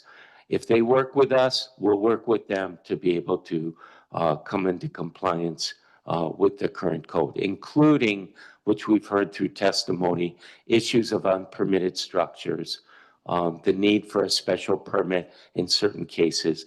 But this bill actually makes it a lot easier for a majority of the people operating that won't have to go through a use permit process. And many of them that are on pre-76 lots in the agricultural district, they will also be permitted without having to go through a special permit. There are some nuances to that, and we'll discuss that as we go on. Yeah, I'll follow up with that to say, you know, in ordinance 2550, the registration process, failure to register is up to a $10,000 fine. Minimum is $1,000. So there's a whole range there. But again, the goal is we're not seeking to be punitive. We're seeking compliance. And so the question always becomes, when you're seeking compliance, how big of a stick do you need to make? And to date, with respect to the operational standards, which is what applies, the fines that you mentioned, is it 5,500? Is that a typo, or is it 5,000? I thought it was 5. Yeah. Okay, so it's 5,000, 7,500, 10,000. Again, those are meant to be there to deter, right? There's of course always due process. So even though somebody might be charged with a violation, the department then has to go and inspect and guarantee, ensure that the violation has happened. And then the individual always has that due process to come and say, no, the department got it wrong, and appeal that decision. Again, the director also has some flexibility to the level of the fine issued. As mentioned, our fines are significantly more moderate than those in the other counties with respect to this particular enforcement piece. So I think, where we've settled is reasonable, but if the board has different ideas about where those should be set, I'm certainly open to considering those. Okay, mahalo for that answer. Let's just continue again. We're doing questions now, and then please do not discuss. We'll make a motion to discuss, but Vice Chair Nobukawa. Thank you, Chair. So Director Darrow and Councilmember Kimball, you both know that I used to do enforcement in another jurisdiction. So my question is, how did you come up with these numbers? Where I did code enforcement, we start for residential, it was $100 a day per day that you ignored us, basically. After we issued the notice and order, that was when the clock started. What that tended to do, I think, was people are like looking at that $100 a day. So it's like, I better get my butt in gear and do something before it gets really high. Then we had people on the other end. I did have a case where it went up to $100,000 because they totally ignored us. At that point, they came in to talk to us because we started looking at liens on the property. So how did these numbers come up so that in terms of trying to move people forward to complying? So my development of all of these pieces of legislation included review of the 4 counties within the state, as well as some similar size jurisdictions with a similar percentage of dwelling units in short-term vacation rentals. So these were not arbitrary numbers picked out of the sky, but numbers that seem to be in alignment with similar jurisdictions across the country. You'll note that we did add the ability of the director to assess fines in the amount of 2 times the average daily rate. And the reason that we went that route is because when we're talking about a resident that maybe rents out of a room for $100 a night, they should have a different fine structure in our mind than a very high-end short-term vacation rental that maybe rents out for $3,000 a night, right? If you did the $100 a day for those folks renting at $3,000 a night, that's a slap on the wrist. That doesn't have that influence. But if you're talking about a homeowner who's only making $100 a night, that fine could be pretty significant. So that's why we wanted to weave in a little bit of that sort of equity piece based on the rate that folks were charging per night. So that's one of the additions. Again, that is an optional tool for the director if folks don't comply when the notice of violation is initially issued. Again, we hope people will, I mean, these are fairly simple standards to follow. And we hope people will just follow the law, and then we don't have to worry about fines at all. Thank you very much. Commissioner Rodriguez? Yes, I have a question. If you could explain to me the difference between ordinance and the bill, because we have the ordinance 225, which, takes care of a lot of the concerns you have about getting people to register and you're allowed to fine stuff. Why do we need a bill? Is a bill stronger as an ordinance or? So an ordinance is a bill first. So a bill becomes an ordinance when it is passed by the council and signed by the mayor. And so ordinance 2550 has been adopted. It is law when it takes effect, which is September 1st now. So Bill 147 will become an ordinance if and when it passes through council. The big distinction between 147 and 2550 as an ordinance, 2550 exclusively deals with registration. It doesn't have any impact on land use. It is in the business section. 147 is really a cleanup piece to the land use code, so that everything across these different inputs, state law, county code, ordinance 2550, those are all lining up now. To be clear, ordinance 2550 can and will go into effect without 147 passing. 147 makes things easier for everybody, both on the county side, but also for residents. And again, to just make it clear to the folks that are following this, right now, as a bed and breakfast in state land use, urban or rural, you would require a use permit per the county code as it exists. 147 removes that requirement in alignment with past practices, making it actually easier for residents hosting a bed and breakfast than the interpretation as it should be of the current code. Thank you. Yeah.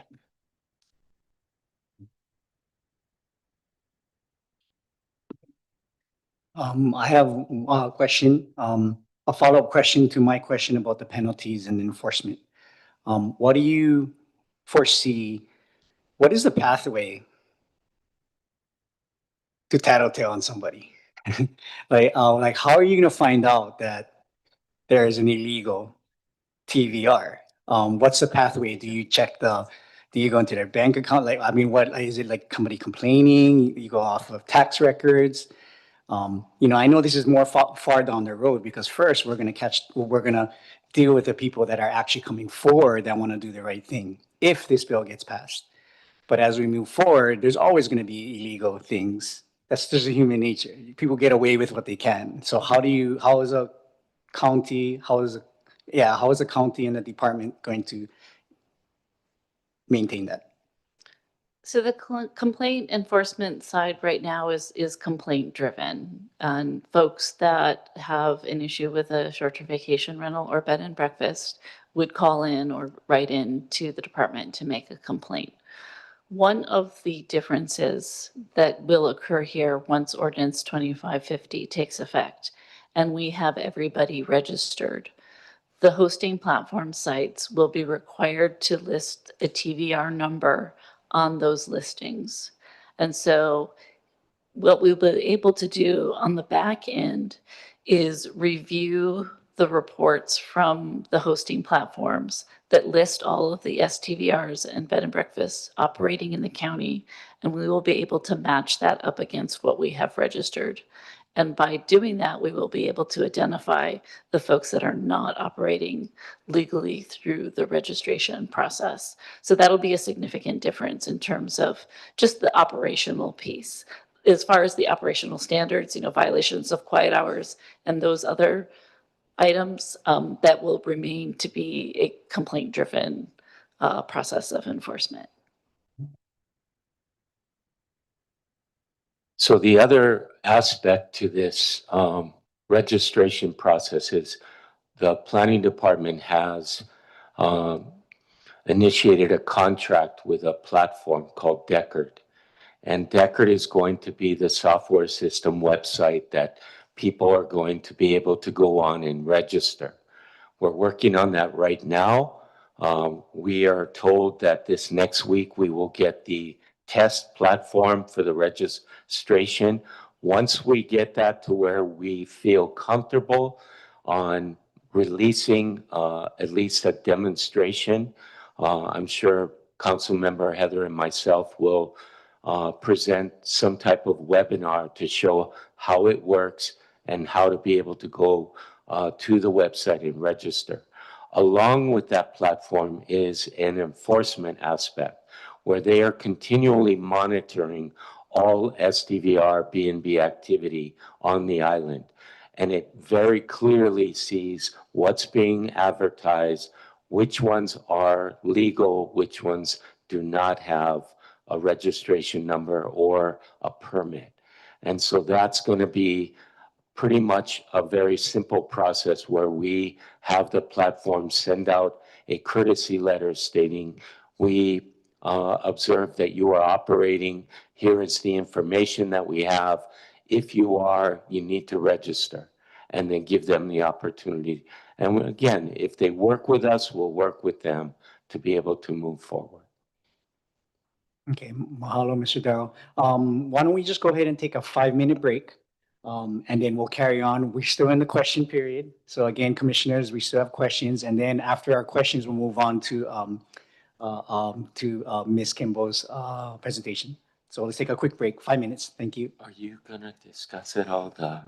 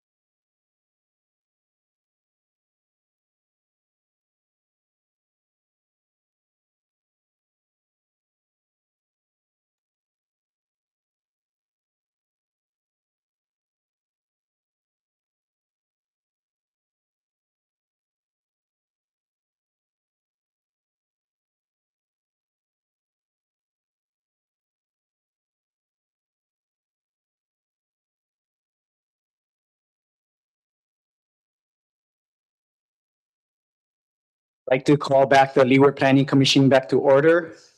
And the time is, today is June 30th and the time is 11:39. So let's go with Vice Chair Nobukawa's next question. Thank you, Chair Al. So I have another question for Director Darrow, I think, about enforcement again. So the jurisdiction I worked for was physically half as small as this island, but we had 4 times the amount of population. We had 10 code enforcement officers. How many code enforcement officers are there now? And is there a proposal to increase the number in order to handle the things that are going to come up? Because, you have to have the county investigating before you can issue that notice in order and start going through the fine process.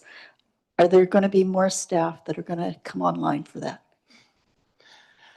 Aloha, Vice Chair Nobukawa, Jeff Darrow with the Planning Department. So we have 3 inspectors on the west side. We have 3 positions on the east side. Unfortunately, we have been trying to hire for almost a year now on the east side and have not had success on that. We are looking at ways to provide incentives to try to see what we can do to entice people to consider applying. But unfortunately, we're actively trying to recruit.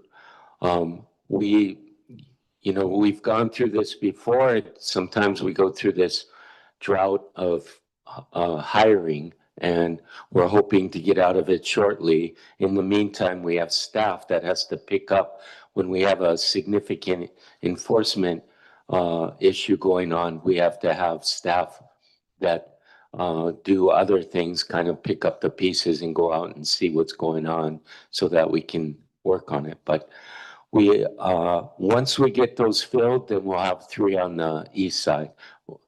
Part of the proposal that we did back when STVRs were initiated were providing staff for this program. We hired a majority of them, but not all of them. Some of them that are they are vacant, but they're not funded at this time, include other inspectors.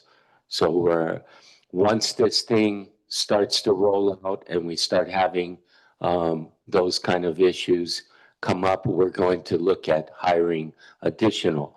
Whether it'll be on the west side or the east side, we'll have to see where the majority of the complaints are coming in. But again, keep in mind that with the new direction we're going, a lot of the initial will be through this website called with Deckard. They're going to send out the initial courtesy letters and informing them that, hey, you really should come in and register or make contact with us so we can not have to go to the next stage of issuing a violation. Thank you very much. Commissioner Rodriguez.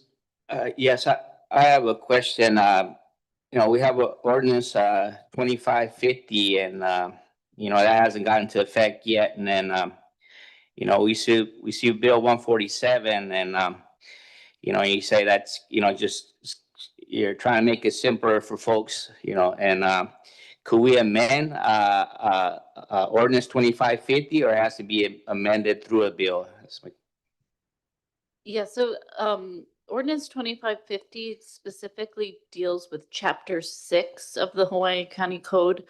As legislators, we cannot change content within a bill that doesn't match the title of the bill. So I couldn't make an amendment regarding Chapter 25 to a bill that was specific to Chapter 6 is the short answer. So no. No, okay, thank you.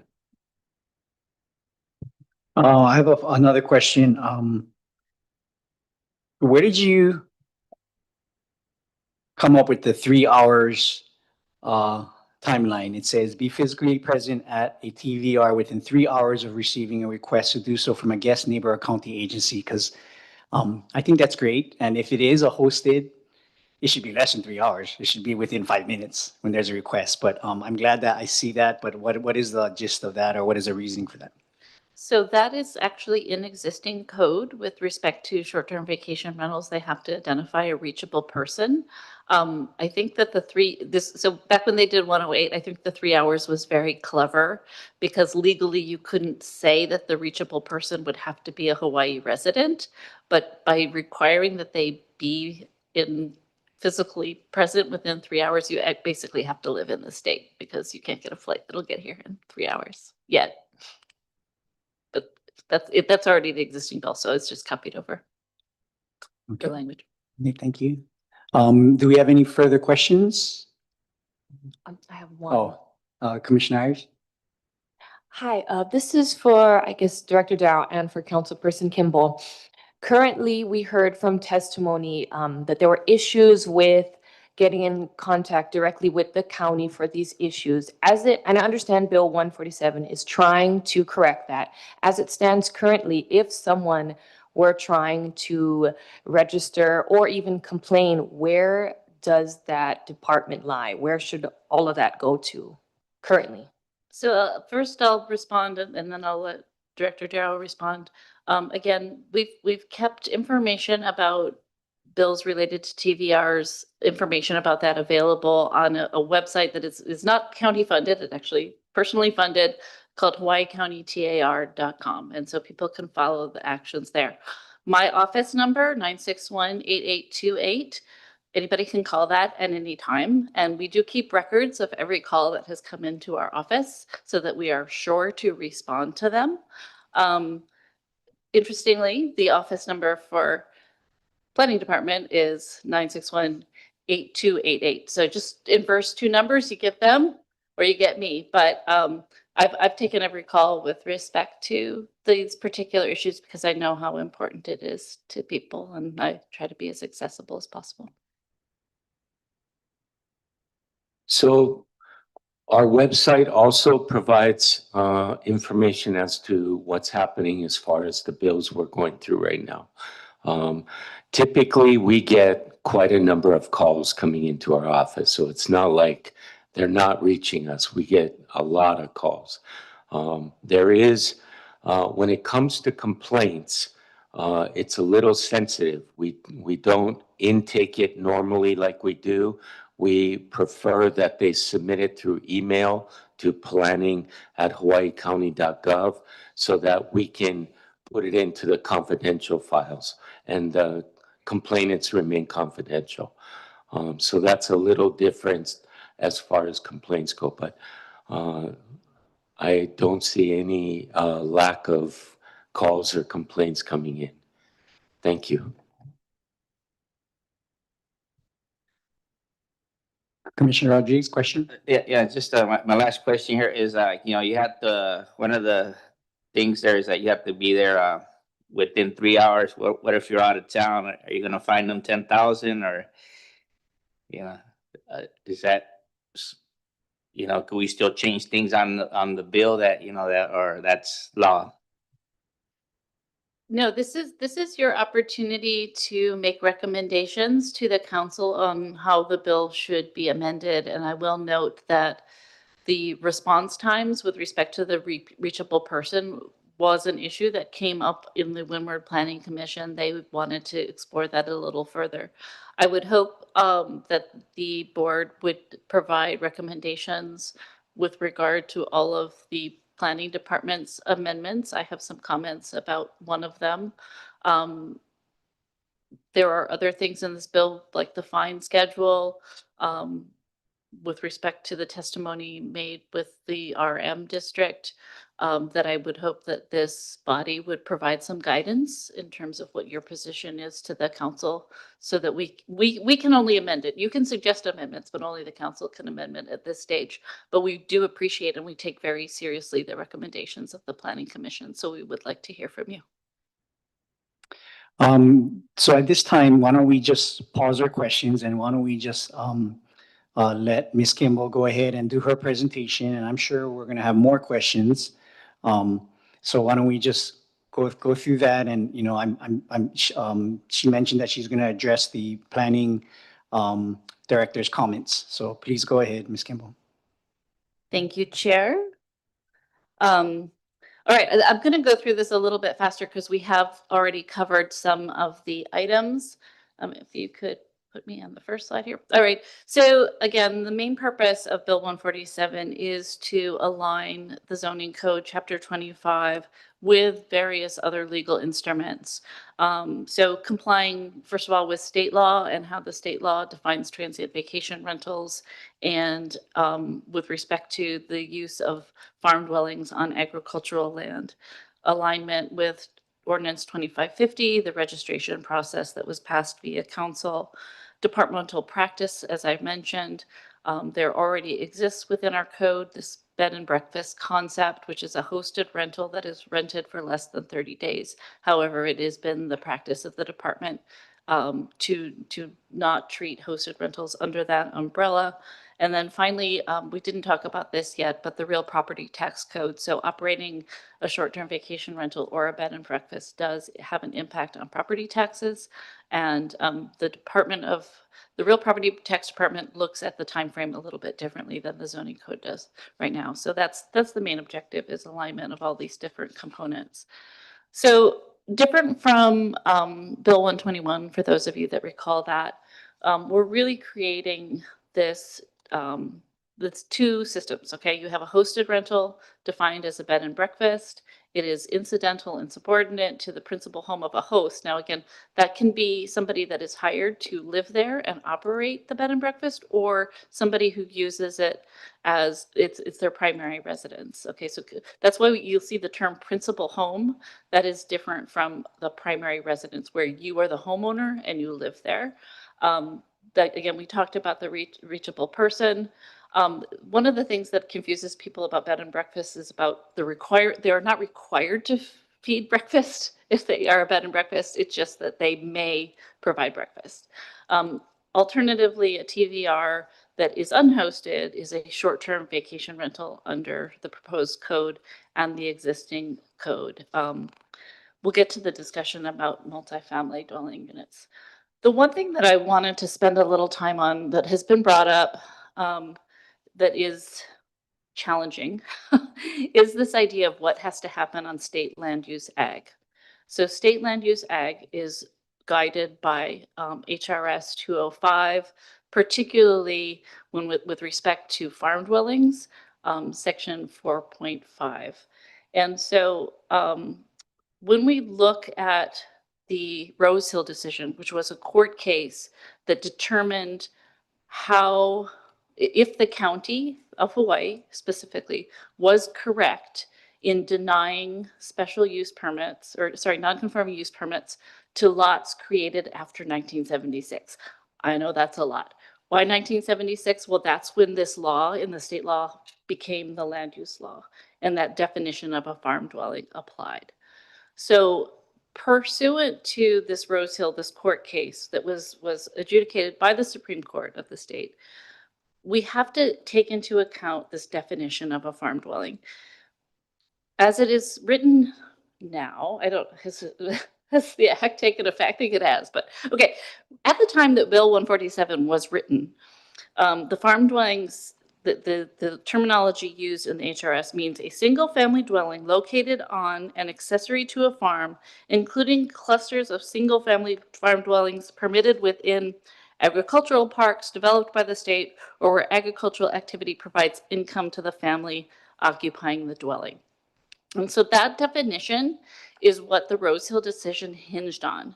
It says that there has to be somebody in the dwelling with income from agricultural activity, right? And so a short-term vacation rental wouldn't have anybody living in it permanently, so it couldn't possibly satisfy that definition, right? So that's where we get to what Bill 147 requires. On any of the ag zoning districts, it's permitted to have a hosted rental as long as it's on state land use urban or state land use rural. Once we get to state land use ag, if the lot was created prior to 1976, then that first dwelling is a single family dwelling. And so there's no need to satisfy the requirement of a farm dwelling definition as it's defined in the HRS. But once you get to the post-1976 lots, then we have to satisfy that definition, which means the host or somebody getting their income has to live in that home. What the HRS is silent on is whether or not additional rooms can be rented out as a bed and breakfast. The way that we've interpreted that silence is that it's allowed. As long as we're satisfying the definition of a farm dwelling, based on the fact that somebody's residing there that's getting their income from agricultural activities, then other rooms on that dwelling can be rented. And that's why you have that specificity that a special use permit is required on state land use ag, because we have to ensure compliance with that portion of the HRS. So here we have just sort of a diagram of the situation where if you have a single family dwelling, no need for a special use permit, even if you're on state land use ag in a pre-1976 lot. So that gentleman that testified from HPP's pre-1976, those first dwellings are single family dwellings. Once you put on a second dwelling, that second dwelling is a farm dwelling, we've got to make sure we're complying with HRS.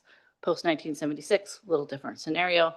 Additional farm dwelling or additional dwellings on post-1976 are called additional farm dwellings. And when they are permitted, there's a requirement that they be used for agricultural uses and not be used for TARs. So that's already part of our process. I know that's a lot. I expect more questions. All right, so this is kind of gives you an overview. If you are in the urban or rural districts, hosted B&B, no use permit required. Again, 147 is actually making the process simpler. If you're on state land use ag, we just have to get that special use permit to ensure that you're in compliance with that HRS. Unhosted, we're not changing any of the requirements except by adding neighborhood commercial and downtown Hilo. With respect to RM, I'll talk about that in a minute here. We talked a little bit about the good neighbor policies, so I'm going to skip that right here. Also talked about the fines and how we'll be able to use prima facie evidence. I'm going to just skip over that quickly. I did want to highlight a couple of other things that are in process. So as I mentioned, the council passed Bill 166, which pushed the start date of the registration process out to September 1st. I have also got a bill that's in progress that I hope to have before the council on July 20, sorry, the third Wednesday in July, 22nd, if somebody could check that date. That will be the first hearing of the bill that will create essentially a grace period. So we're going to give folks from September 1st to the end of the calendar year to register. So it's not like everybody has to register. That's just when the portal will be open. There will also be some language in there that allows people to continue to operate while they are getting everything together to be fully in compliance. In addition to that amendment to Bill Ordinance 2550, I mentioned real property taxes. So in Hawaii County since the 80s, Chapter 19, the real property tax law, has indicated that if you engage in any commercial activity in your home, in your primary residence, you lose that homeowner's tax class. So not only does that bump you up to a higher rate, but you lose the 3% cap on your assessment. So in your home, if it's your primary home, every year your property value can only be assessed at 3% higher than the previous year if you're in that homeowner's class. So if you've been in your home a long time and you lose that, your value suddenly gets assessed at market value. And so that can be a pretty significant jump in property tax liability for folks. The thing that I think has not been clear, because the zoning code says 30 days, is that cutoff for the real property tax department is 180 days. So anything less than 180 days is considered a short-term rental and is considered commercial, and you lose that homeowner's tax class. So we've had people come in and go, I didn't know I wasn't following the law, and because it says this thing in the zoning code, this other thing in the real property tax code. Because there are so many people that are operating hosted rentals that are not aware of this tax implication, unless they've self-reported or their neighbor has reported, they're still floating around in the homeowner's tax class. And if that were to be discovered, they could be liable for a lot of penalties. So a second bill that I have coming through is essentially an amnesty period that says if you register your bed and breakfast We are not going to charge you penalties and back taxes because you're in the wrong tax class. In addition, it creates a new bed and breakfast homeowner tax class that allows them to keep that 3% cap, which is the real value over time with respect to property taxes, and then has a different rates, probably somewhere slightly higher than homeowners, but not all the way up at $11 per thousand where it is right now if you're in that. So we're providing a little bit of relief for people that are registering and operating legally through this tax amnesty program. So both of those will be on the July 22nd agenda. I believe that's the end. Yes, thank you. I just wanted to just make a note of a couple of things that were identified in testimony. I do think we are going to, we do have numbers now from the hosting platforms of approximately how many short-term vacation rentals there are out there that have been operating in the 31 to 179 day range. Those folks were not given the opportunity to get a non-conforming use permit back in 2019 when 108 passed. So we will probably have to do a clause to grandfather them in with that number of units that are in there. So hopefully that'll satisfy the folks over here behind me. The second thing that I wanted to highlight, so I'm amenable to all of the amendments proposed by the department with the exception of recommendation 7, specifically in section 2B of that proposal, where it adds single family dwellings to the ones that are required to get a special use permit. As I said, on pre-1976 lots, the first dwelling is a single family dwelling. I don't want those folks to have to come in for a special use permit. I don't think we need to. So I disagree with that amendment. I also disagree with 2B3 about the guest house and the detached bedroom. I'm sorry. But that in my mind is regulated in other places of the code and should not be included in this part. I did also want to draw your attention, Maya, has the memo been distributed? And it was the first one? Okay. So based on the testimony that was previously submitted by the Kona CDP Action Committee, and it was reiterated again here today, I did submit a memo. I do think it's important that this body provide a recommendation on what the CDP Action Committee is recommending, that going forward in the RM zoning districts, short-term vacation rentals or unhosted rentals would not be permitted outside the resort nodes or the resort areas. That would be a significant change than what the law says now, which is they're permitted as long as they're CPR'd. So I put something in front of you just for the purpose of discussion, and would like to request that you do provide the council with some guidance on your position on that when you return your recommendation to council. That concludes my presentation, and happy to take any additional questions. Thank you, Councilperson Kimball. Vice Chair Nobuokawa, question? Thank you, Chair Al. Thank you for your presentation. I have 2 questions at this time. The first has to do with the state land use ag designation and that pre-1976. So say we had a 100-acre piece and they broke it up into, they could break it up into 4 or 5 20-acre pieces. The piece with the house obviously is going to be pre-1976.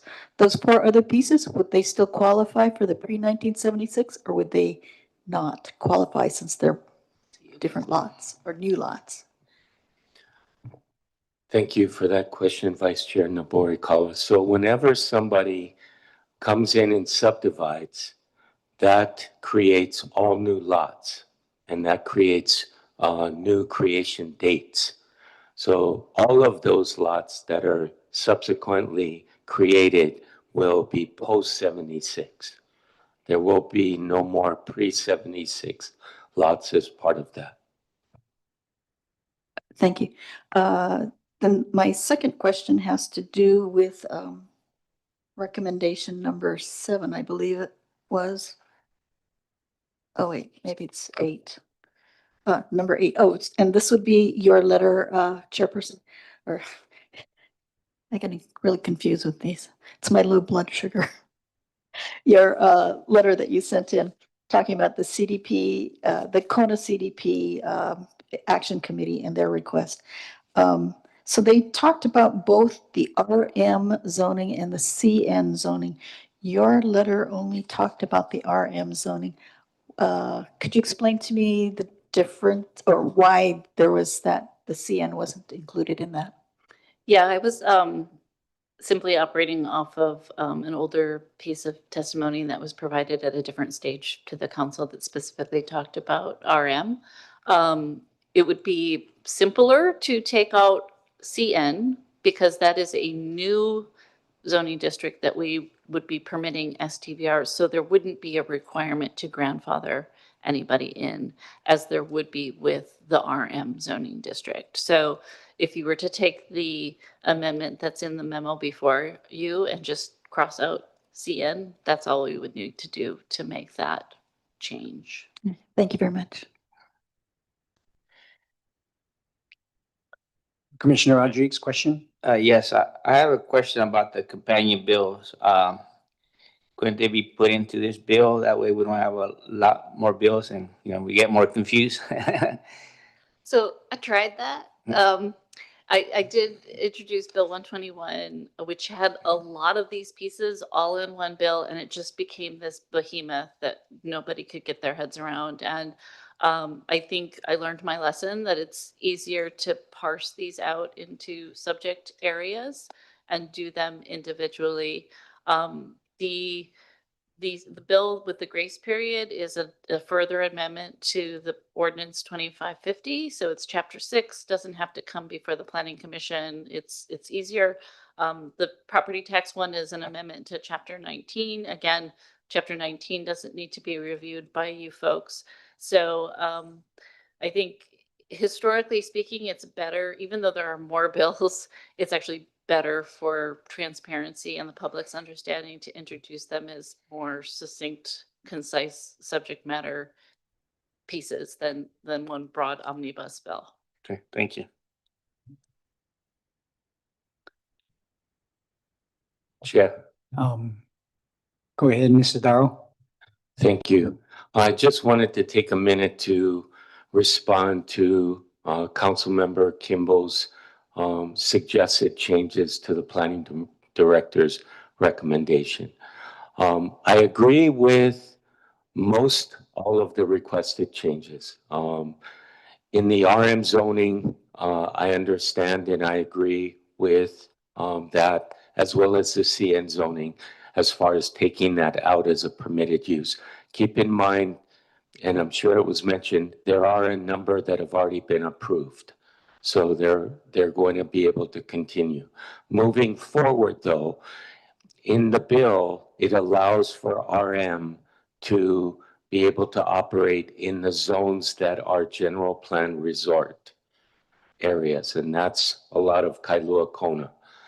So just keep that in mind. That's part of the bill, correct? That's correct. Yeah. CN, the difficulty we find with commercial zoning when it comes to short-term vacation rentals is the way that the bill, the definition of these are worded is that it allows 5 bedrooms on one building site. So unless you're CPR'd to allow multiple units, like an apartment complex or something, you won't be able to do a short-term vacation rental or a B&B because you will far exceed 5 bedrooms on one building site. If you CPR the unit, the complex, then you can have multiple units. We find that a majority of the people in the commercial zonings don't want a CPR. And so we've come across that, but we've made it clear in this bill, moving forward, you either get 5 bedrooms per building site or you need to CPR the structure, which allows for individual ownership. That's typically what it's used for, right? For those types of apartments and condominiums. The other one removing single-family dwelling, I do agree with that. We were struggling with state land use agriculture because we're going to run into a lot of situations where we're going to have to take time and do history checks on each property to find out if it's pre-76, post-76, whether it has one single-family dwelling, if it has an additional farm dwelling, a first farm dwelling. There's going to be some work for us at planning, but we're okay with that. What this bill does, or what this change does, is if you are in a place like we heard the first testifier today speak about being in Paradise Park, and that's a big part of his income. If he's living in a single family dwelling on a pre-76 lot, and that's the only dwelling he has, this bill proposes to be permitted, not having to go through a special permit. If we have a situation where it's a post-76, that first dwelling, again, is a farm dwelling, and they'll need to go through it. This bill prohibits any use of the host or rentable rooms or any part of the TVR to be in an additional farm dwelling, because that was permitted strictly for farm workers or their immediate family. The other part of the suggested removal or change was that the host cannot live in a detached bedroom or a guest house. And the reason why I put that in there is because we've had experience with this. People will operate a short-term vacation rental living in a guest house. And typically what happens is that guest house or detached bedroom was permitted without a kitchen.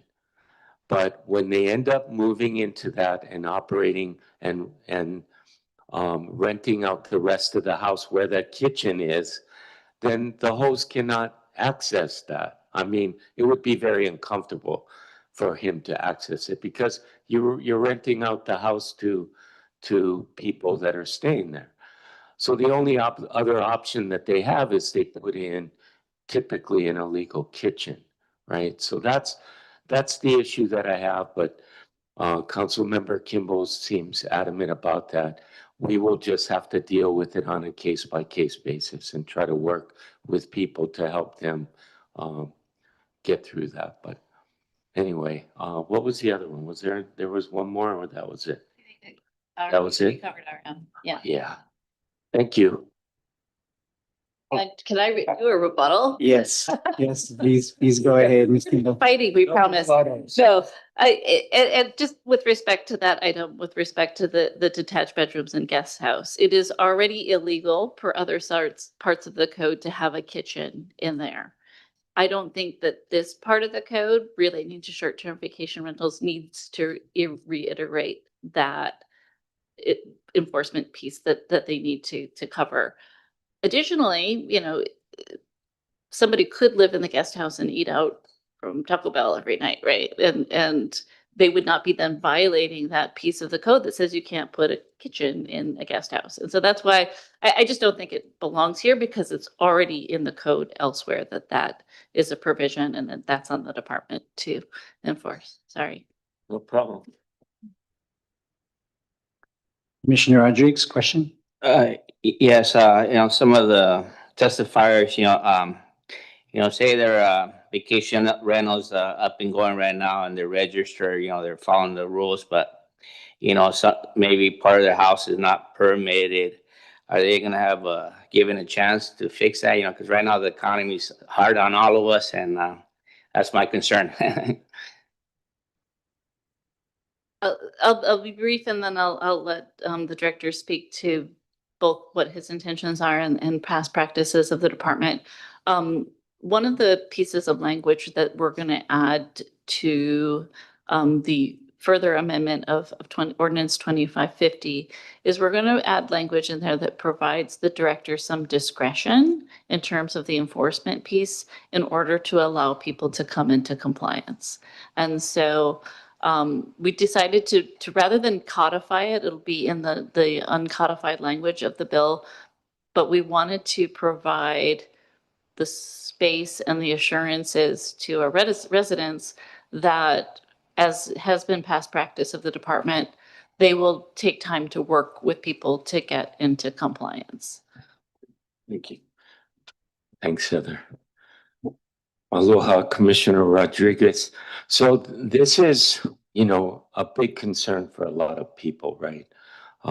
It was just as large a concern when we went through round one. I always call it round one, when we went through legislation for short-term vacation rentals. In that bill, it stated that you had to have everything permitted and finalized for us to accept and approve your application for registration. Well, pretty quickly, we found out that that was going to be pretty difficult to do because quite a number were coming in with unpermitted issues going on. And a lot of times, the applicants didn't even know that this was happening. And so we ended up changing course and issued the registrations with a conditional permit or a conditional registration, that in the registration, we had conditions that the applicants had to continue to try to work towards compliance. And a majority of those were if a particular structure needed a permit or needed to be finalized, that they would work on that and we would look at it when they came in for their annual renewal. I would say right now, 6, 7 years later, that almost all of them have come into compliance. We have one or two or three more that we're still dealing with because they were pretty extreme, but a majority of them have taken care of all their permitting issues. The same goal and process we're going to try to implement here, where we work towards conditionally approved registration, and we identify the conditions. You need to be in a permitted zoning district. You need to have building permits, electrical plumbing permits finalized. We're not going to make it for every structure on the property like it was previously. We're just going to focus on the structures that are going to be utilized for the TVR. So that'll narrow down quite a bit of issues. And then the last is if you need a land use permit, that we work with you to get that land use permit. Typically, it's going to be a special permit in the state land use ag district. But hopefully that helps you kind of get some comfort knowing that our goal is to try to work with everyone to come into compliance. So at this time, why don't we break for lunch? And I do have a few more questions, so we're still in the question period. So we might as well just go to lunch for about half an hour. So let's just try and get back here by 12:50 sharp so we can continue on with our meeting. Thank you, everybody, for bearing with us, for the in-person people and the people on YouTube. This is a very important matter. Thank you for your manao. Thank you for coming. So we'll break half an hour lunch break and we'll be back at 12:50. Mahalo.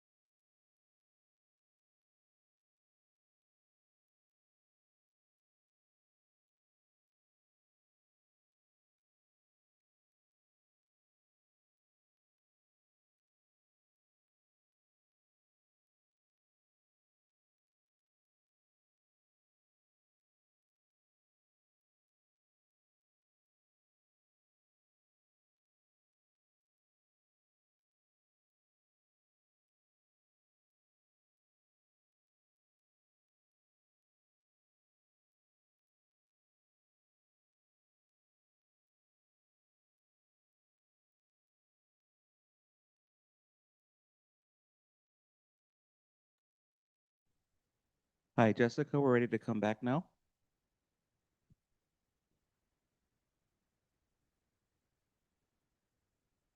No, I unmuted it. I'm loud enough.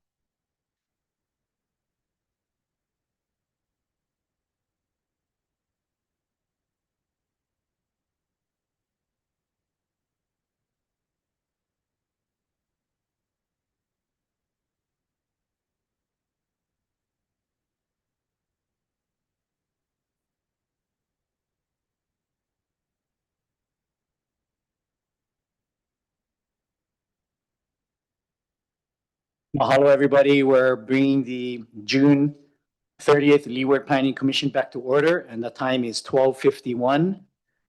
Mahalo to everybody in person and on YouTube and bearing with us. So we are still in the question period. So I believe someone had a question, Vice Chair Nobuokawa.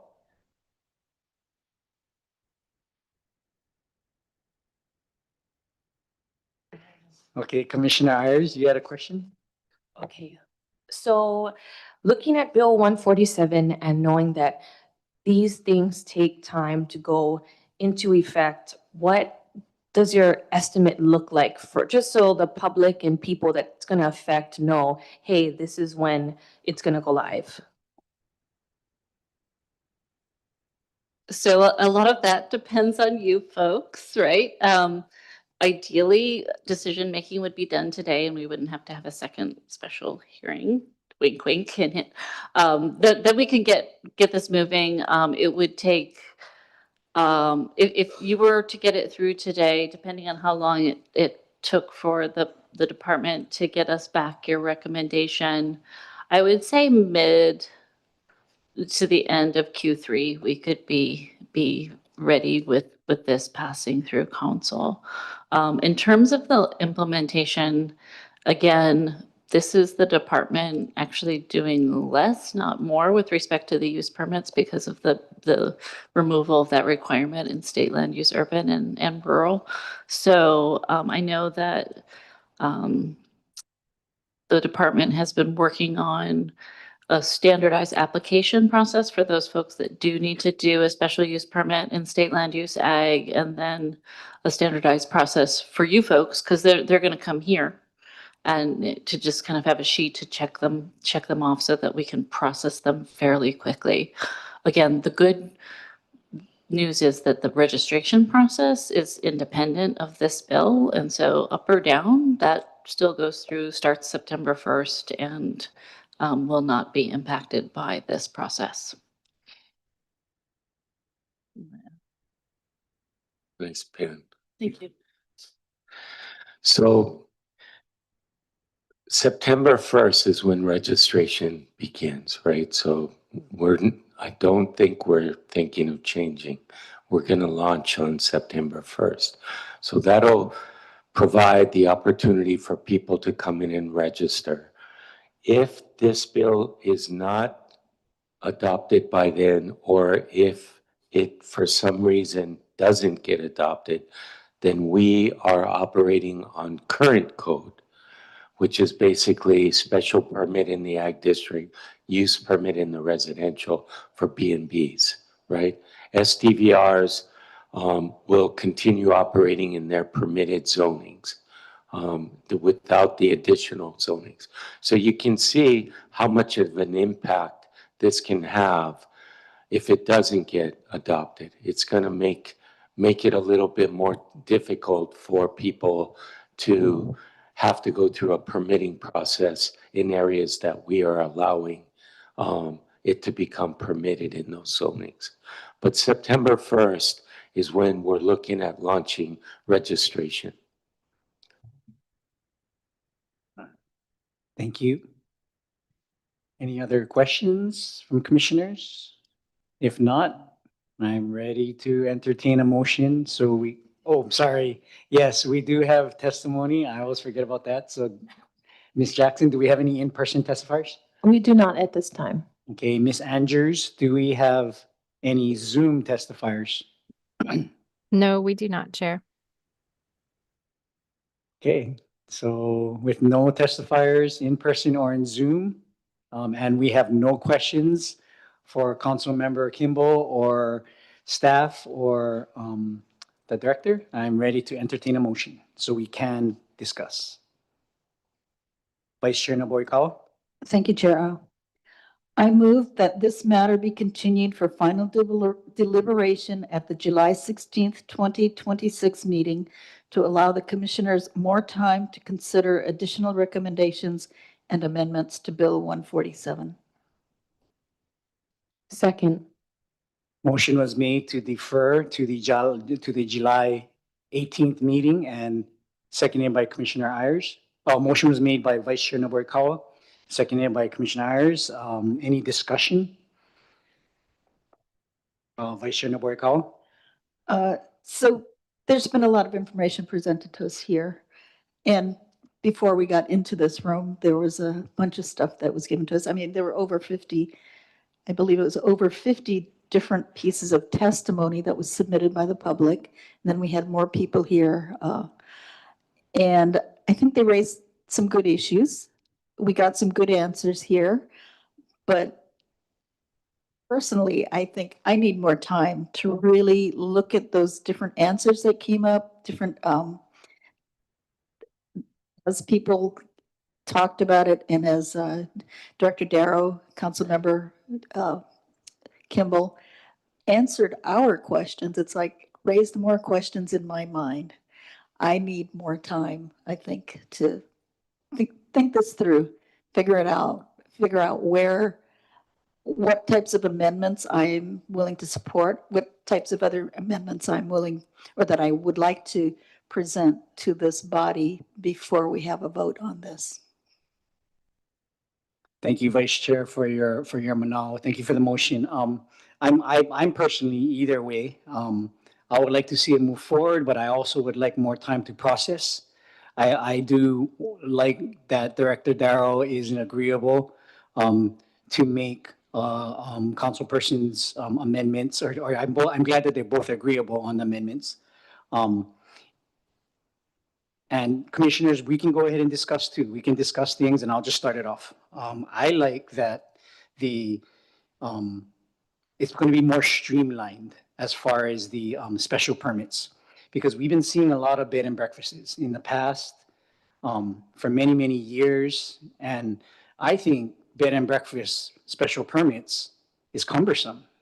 You know, you have somebody that wants to create a bed and breakfast, and they got to spend all this money to do all these things. A lot of times these people don't know what they're doing, and they have to hire a consultant that charges them more money. I mean, either way, they're gonna have to draw plans, but at least, you know, they don't have to spend so much money out of their pocket. They can work directly with the planning department. It becomes more streamlined. It takes the load off of staff, and the staff's resources are more important with other agenda items rather than the bed and breakfast, because a lot of these bed and breakfasts are pretty cut and dry. And if there's procedures, and if there's the laws and the ordinances cover everything, then it's either you do this or you don't get your bed and breakfast. So that's one thing that I really like about this bill. And I have a few other things, but I want to let's have a discussion. You know, let's go ahead and get some thought into our minds, so when we do come, if this motion passes and we do come on the 18th and move it forward, you know, at least we're prepared with our questions. Commissioner Rodriguez? Yes, you know, I would like some things to be added to this bill, like, and some things changed, like the time, where someone has to be 3 hours, you know, maybe add it to, at least 24 hours, or, you might have an emergency, and also encourage rezoning agricultural lands, so they, you could build more than one, on bigger lots, where you could build more than 2 dwellings. And then also, people that are already operating a bed and breakfast, or if they're not compliant, with they have to, with the building department, they were given a grace period to to become compliant. Because right now, it's, we're all going through hard times, we're all just trying to survive. And a lot of these folks, it is a lot of them aren't investors, they're just normal people like us that, I'm a coffee farmer and, I'm barely making it right now.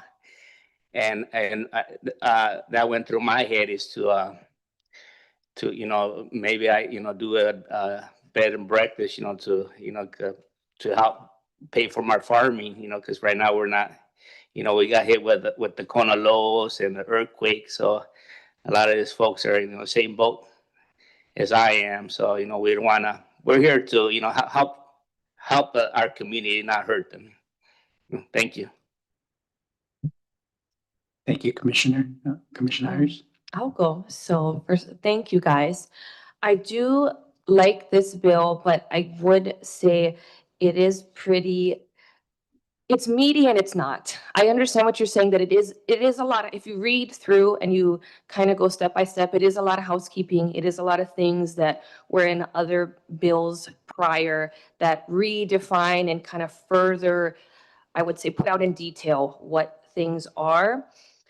I do want to point out, when I heard testimony and through reading the testimony, one of the biggest things that came up was about housing. And I understand in most people's minds, they think that STVRs directly impact the affordability and just the abundance or lack thereof in housing. And I did read the economic survey, or excuse me, economic impact study. And I was shocked that only about 4% of the B&Bs would actually be able to house long-term. And that was, I would say, a crazy statistic or a fact, because most of the time we read it's directly in correlation, but it's not. And so although there is we can't deny that there's some impact to housing from STVRs, it is not as direct as people would think. And so for that, I do appreciate that this bill isn't hindering the current owners and operators of the B&B. I would say it's more defining the things that they need to prove and bring to the county. And it can, if you have all your things in order, you drop it off, and it should be a more streamlined process. Maybe not in the beginning, but as time goes on, it would be more streamlined. Thank you, Commissioner Ayers. I have a suggestion. So not only that, commissioners, we're not only here to give what we think about the bill, we're also here to give planning department and council person something that we want to see. I'm really thinking I asked a question about that 3-hour timeframe when the host needs to be in contact. What was the conversation at Windward Planning Commission regarding that? I know Chairperson, Councilperson, you mentioned that Windward had a question regarding that. What was their question? And I'm thinking shorten that time frame of 3 hours. Interestingly enough, the discussion at the Leeward Commission was to actually extend or lengthen the time frame. So, in our conversation earlier, I gave you the basis for that 3 hours, right? It's a way of de facto making sure that reachable person is in the state. I would say that it's highly unlikely that, in the scenario there's an emergency and somebody can't meet that 3-hour deadline, the department's not going to go after somebody for that if there was a legitimate emergency and they had a reason they couldn't meet that. But it's a guideline, right? So interestingly, they wanted to go longer. Okay, well, I'm just going to give you a scenario. I'm going to give fellow commissioners a scenario of what may happen. So put yourself in the shoes of a landowner, or put yourself in the shoes of a visitor. And the toilet is plugged and it's leaking. Or the pipe busts and there's water shooting out in the middle of the house. As a landlord, I'm not waiting 3 hours. I'm going to rush over there and turn off the pipe, or tell the visitor, oh, the main is outside. Can you please shut off the main until I can get there? And as a visitor, you're paying all this money for a TVR. So the last thing you want to deal with is is a overrun toilet going into all your suitcases and all that, so that's why I'm thinking short time frame. I do understand that that's asking a lot, but I'm just thinking and I'm just trying to give you some content. So yeah, let's see. I'll think about it more and come back in a month. Vice Chair Navarro. Thank you, Chair. So I have a question about that host thing. So the host doesn't necessarily need to be the owner is what I get from reading this, but it also says host, singular. Can there be more than one host so that that person that's, 3 hours away or more than 3 hours away can say, hey, call this other guy. This is my backup. Call the backup. Is there any limitation on that? Can they have more than one? They can have more than one. There's no language that limits it to one. Same with the reachable person. And in fact, that was one of the things that we've discussed in terms of the application is having a reachable person and then the backup reachable person, because that does seem to be a deficiency. But there's no limitation that constricts it just to one person, as long as they let us know.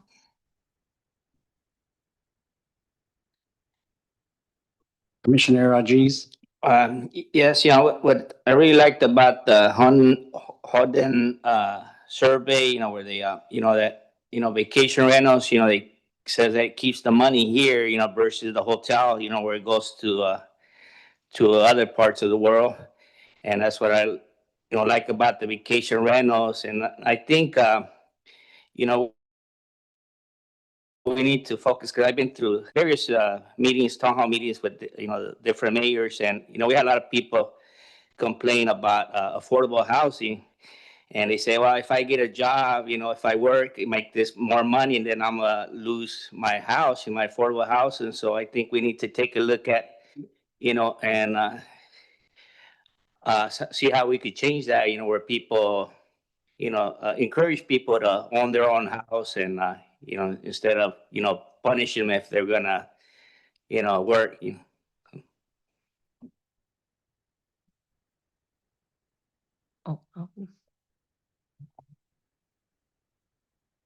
Commissioner Macael. This is a question I meant to ask earlier and then I forgot.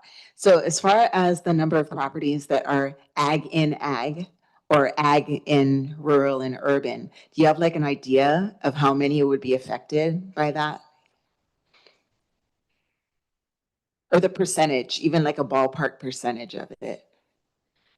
I believe I requested that amount from our GIS specialist this morning, and his number came out to be approximately 91,268 parcels are located within the ag district. Ag in ag. This was just the state land use ag district that I had asked him for. So not necessarily ag in ag. I would have to ask him for. Yeah, I was just trying to decipher like how many would be affected with needing the special permit and then how many would, Well, so the ag district would need, that's the district that would ultimately need to be reviewed for special permits. So we would have to look at each of these 91,000 parcels to see if they're pre-76 or post-76 when their parcels were created. Oh, okay. I think I misunderstood because I thought if it was in urban or rural, then they were.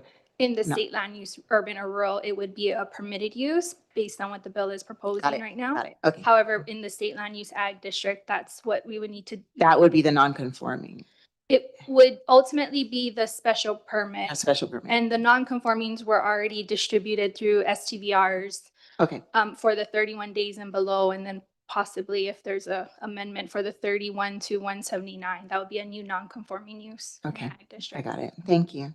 So just to jump on that, you'll find a lot of county-zoned agricultural lots that are within the state land use urban in Kona, and it was there. When you go up Palani Road, a lot of those subdivisions, they're state land use urban and they're zoned Ag 5, and they're about 10,000 square feet in size. That's where you'll see a lot of those come in, and they'll be able to be permitted just because of that their location in the state land use urban district. Thank you. That's actually what I was mostly wanting to understand, like how many would it be a benefit for, basically, especially on this side. Commissioner Irish? I have really quick to speak on the getting to the host or the secondary person. Most B&Bs and what are we calling TA? STVRs, yeah. The old, right? STVRs, they rely on ratings and reviews. So almost, and I would say even in long term, you're not, I would say not even going to wait 3 hours for an emergency. You're going to react to it right away just for reviews. And for safety measures, you're going to have usually a list at most B&Bs and even long-term rentals of on-site plumber, somebody, electrician nearby that you can get in touch with too. So I feel like the 3 hours is pretty reasonable because anybody with trying to get reviews is going to want to react to that as fast as possible. Chair, if I could. Yes, please. Director So, Darrow? as Councilmember Kimball mentioned before, this language has been in the code for some time, right? It's mainly for those rentals that are unhosted, right? Because the hosted rentals, somebody's going to be living there. And so we're not so worried about that, even though that's going to apply to everything. Obviously, if something's going on the property, they're going to go to the host and be able to reach out to them. But up to this point, we haven't had any issues with somebody calling us and saying, I can't get a hold of anybody or anything. And then additionally, moving forward, we have to work with the platform that we're working with. But there may be an opportunity to have a means of contact through the website. Where, there's the SDVR and they click on it and find a number or something that they call. That's something we're discussing with them at this point. So it may be even quicker than we think it may be just by their opportunity to access the website. Thank you. Vice Chair Noboy. Thank you, Chair. So the Hunden survey talks about how, and Commissioner Ayers had mentioned this, that their interviews that they did showed that there would not be a whole lot of STVRs that would revert back to being rentals, long-term rentals, if this bill or whatever, anything coming along the line would prevent the existing STVRs from continuing. Is there anything that has been looked at as to, so the bill gets passed from this day forward here, going forward, how many more STVRs would come in, and would that be an impact on affordable housing?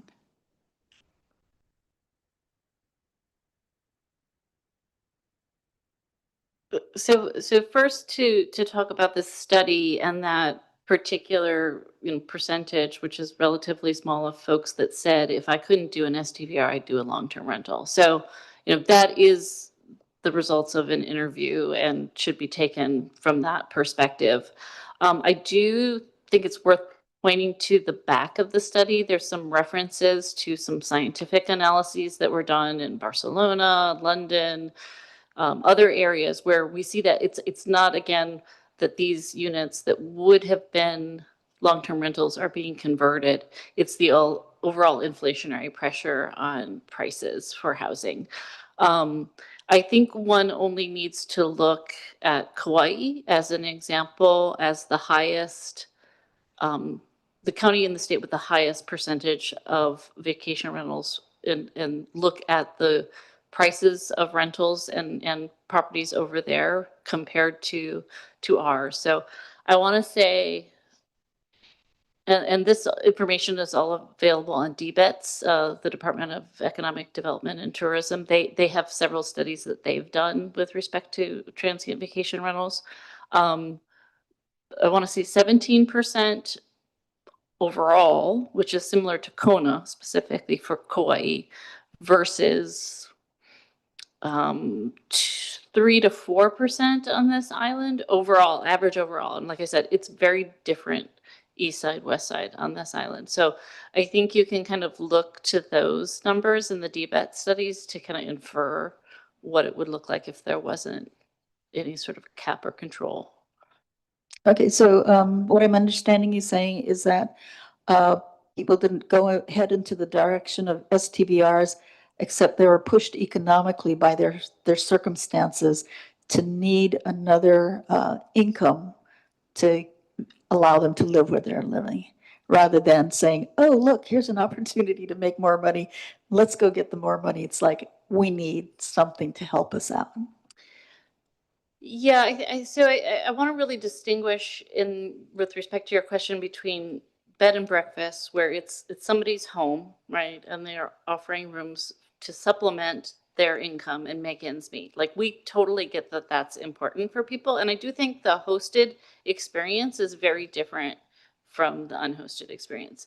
It's the STVRs that we're particularly concerned about, and I know that the governor's office did a study about this, but I'm going to just generalize these numbers. As I understand it, about 80% of the short-term vacation rentals, these are the unhosted ones, are owned by about 20 organizations. So we're not talking about residents and community members in these unhosted rentals using it to make ends meet. We are talking about another industry adjacent to the hotel industry. It's those that I think impact the community more in multiple ways. So what this bill really tries to do is say, okay, these are two separate things. They're separate experiences. They have separate functions and purposes. And we have already regulated STVRs and basically said no more outside of the resort zones. The problem that we've had is people operating STVRs in the areas where they're not supposed to, but we don't know that they're doing it. And a lot of times it's because they say they're a hosted rental. And that's why we have to register everybody, right? So there's this whole series of things that is ultimately trying to get to capping the expansion of unhosted short-term vacation rentals while still protecting the right of homeowners to provide this means to, make ends meet, as Councilmember or Commissioner Rodriguez mentioned. Yeah. Thank you very much for that clarification. That opens a whole nother view on what is happening here with this bill to me. Thank you. Commissioners, I want to talk about fairness. So all this testimony that's in front of us and this in-person testimony and Zoom testimony, the majority of these individuals are in opposition. Okay, and I support the opposition's manao and their views. But let's also look about the fairness of everybody else. Okay, there's the people out there that follow the rules that are not here testifying. There's all the community members. If you're in a cul-de-sac, there's a STVR, and 5 other people in the cul-de-sac do not like that STVR because it brings a lot of partying. It brings a lot of, even with the restrictions, it brings a lot of uncomfortable lifestyles for the other people and the community members in the cul-de-sac. They're not here testifying in opposition or support. And now let's talk about the hotel industry.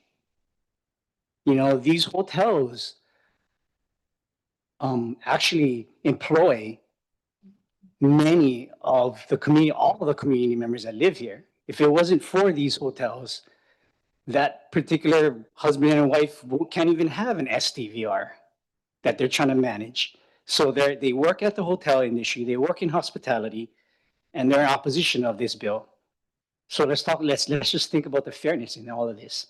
Yes, we do support the community, we support and we hear them. And we feel them, we feel their pain, we feel their struggles in life, but we're all struggling in life. So are those hotel workers and the hospitality workers. So it's just something to think about as we move forward.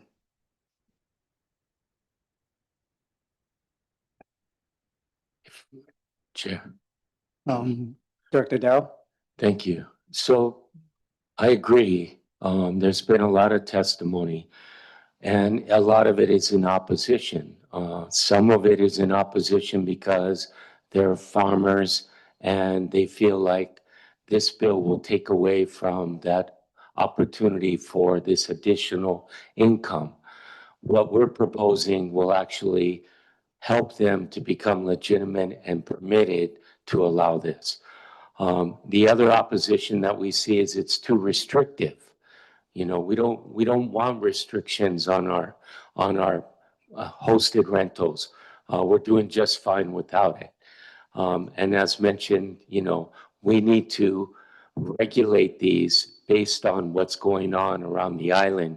There's a lot of unpermitted activity going on, and we need to be able to regulate this and take a handle of it. We will work with them so that they can get permitted and legit. It's not overwhelming. They make, I mean, a majority of them make a good lifestyle from the bed and breakfast and the STVR. There's the registration fee is nominal. The annual fee is nominal. In comparison, it would be less than probably one night of a STVR rental for most of these. And again, we will work with them on through this. There are those that say this does change the character of my neighborhood. Hopefully that's not the case. That was the case in the beginning with the STVRs because nobody was living on site. And so it was going unchecked, right? People would come in, there's doing their whatever they're doing, and there was nobody really there that you could call or that could be on site saying, hey, you can't be doing that kind of stuff.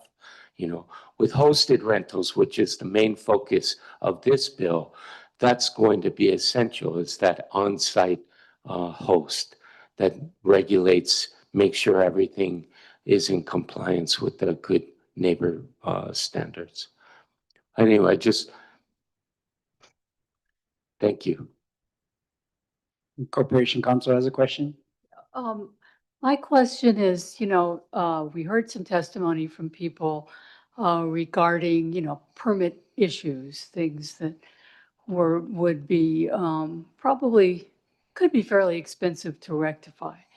And, that's kind of things that would come under, I would expect the building department to correct.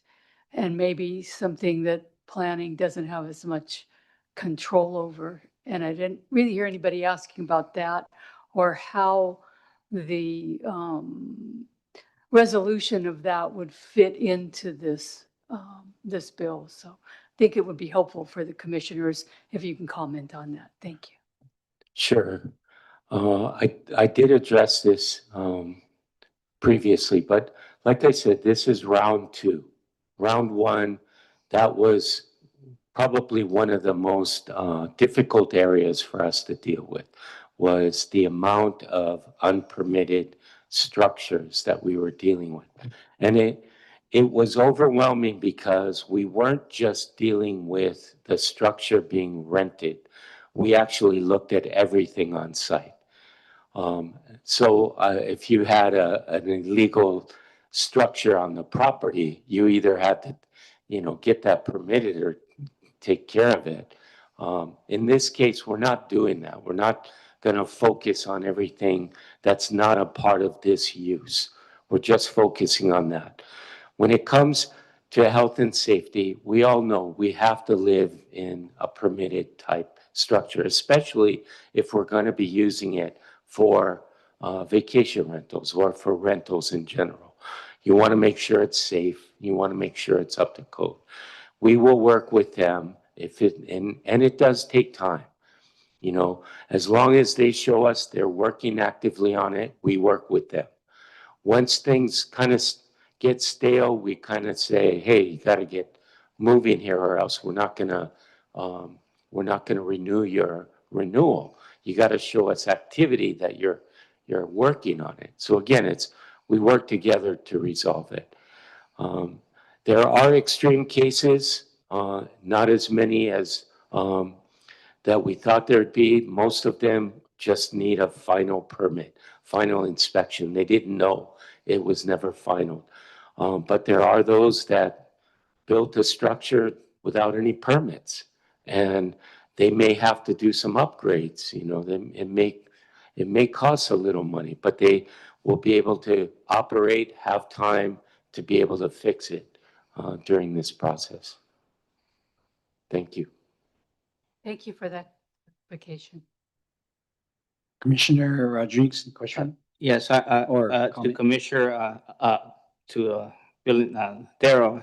So Darrell, I just want to clarify, so you're not trying to close the door on vacation rentals. You know, if like myself, I want to have a vacation rental once day, you're not trying to do that.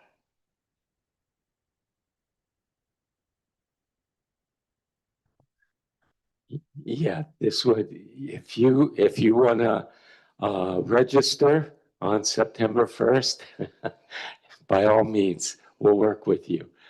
Are you letting us know you have unpermitted structures already or no? No, sir, but you know, in the future, you know, just so other people in the future, you know, so we just want to make sure with this bill is, you know, if it wants to shut down vacation rentals anymore, we don't want no more vacation rentals here. You know, that's what I'm looking for, you know, the answer for that. Yeah, no, we're trying to limit the expansion of unhosted short-term vacation rentals, which Bill 108 essentially already did. So that those are the rentals that somebody doesn't live there. It's the whole unit is rented out. As far as people that are offering hosted rentals and bed and breakfasts, we are creating a pathway that allows people to start one of those at any time. And then, you know, working with the department to make sure that it's all, you know, in compliance with various other things. I do want to jump on. I think one of the ideas that is not brought to the fore, especially with respect to like building permitting, is the expectation of safety that visitors might have in these accommodations. And you mentioned reviews, right? And so if they are unsafe, that'll probably come out in the reviews, first of all. But people do, when they stay in a place, especially like at fire, related to fire. Is there a smoke detector? Is there a fire extinguisher? Can you get out the windows? Things like that. I think it's appropriate that we ensure that those protections are in place for the visitors as well. Thank you. Vice Chair Nobukawa, did you have? Oh, Commissioner Macayao. Okay, so I had a question about, since we're dealing mostly with the hosted issues, right? And a lot of the opposition comes from people working STVRs on ag that may already have grandfathered in permits. What concerns me about this one, though, is on that ag land, you're generally talking about larger parcels, in which case the STVR is, I mean, I don't know the numbers, but it would be a high expectation that they may be in an outside structure or a secondary structure, not where the person is living. So even if it's two small structures, now the farm dwelling where they live, this would now prohibit them. It would essentially take away their right to a transient vacation rental, correct? If they could not accommodate the renters in the home that they're living in. Does that? I would disagree with your statement about it taking away the right, because it's not a right that they have. Okay. They would be already Ability, yeah. Well, actually, they'd already be operating illegally in that scenario. Okay. So outside of the first farm dwelling, if we're talking post 1976 lots, when they get a permit for those accessory structures, there is an agreement recorded that they're not used for transient accommodation rentals. So that's already not allowed. So it's not a right that's being taken away. Okay. What I would say, just, and I apologize because this may throw a further wrench into the works, is that the way that we are regulating this here is the best that we can do under the circumstances that we're under with respect to state law. It would be better to regulate short-term vacation rentals under the ag tourism law, but we can't do that because the state limits the ag tourism with regard to overnight accommodations to islands, or counties with at least 3 islands, so only Maui. It would also be better if many of the small neighborhoods that have the 1 acre, 2 acre agricultural lots, like HPP, those are not farms. Those should really be in the rural state land use, and then this wouldn't apply. So there are other things that are, and I've been working on these for years, these other mechanisms for years. There are other ways that are better, but this is what we got to, that is as clean as we can make it with respect to the definition of a farm dwelling under the HRS. There's an additional lawsuit, and I won't get into this because it's under appeal and it's a ways out, that basically says no transient vacation rentals of any kind on ag land. We're, to a certain extent, I think we're trying to get ahead of that by saying, look, we're giving them special permits and it's all, we've checked it, it's all good, because that would be particularly bad. So, yeah. Thank you. Actually, that clarifies something for me because, so if they are already permitted and they are operating out of a secondary building, they are already non-compliant then, correct? And they have that understanding. That makes it different to me because I'm all for order. Yeah. Like, I believe there needs to be order. It's the only way we can operate. But it was, I felt like, I thought they were, and I bet you that a lot of the public actually has that misunderstanding, whether it was ignorance or it was, naivete, whatever it is. I bet that's how it's viewed. And a lot of times it's just the communication of these bills that they don't understand, just like we have all these questions. And so I wanted to clarify that. Thank you.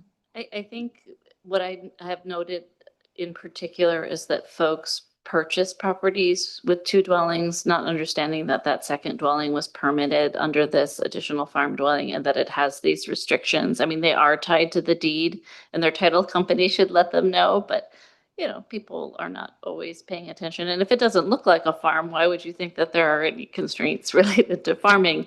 That said, just broadly with this bill, we are very careful with legislation to never take anything away that is a right.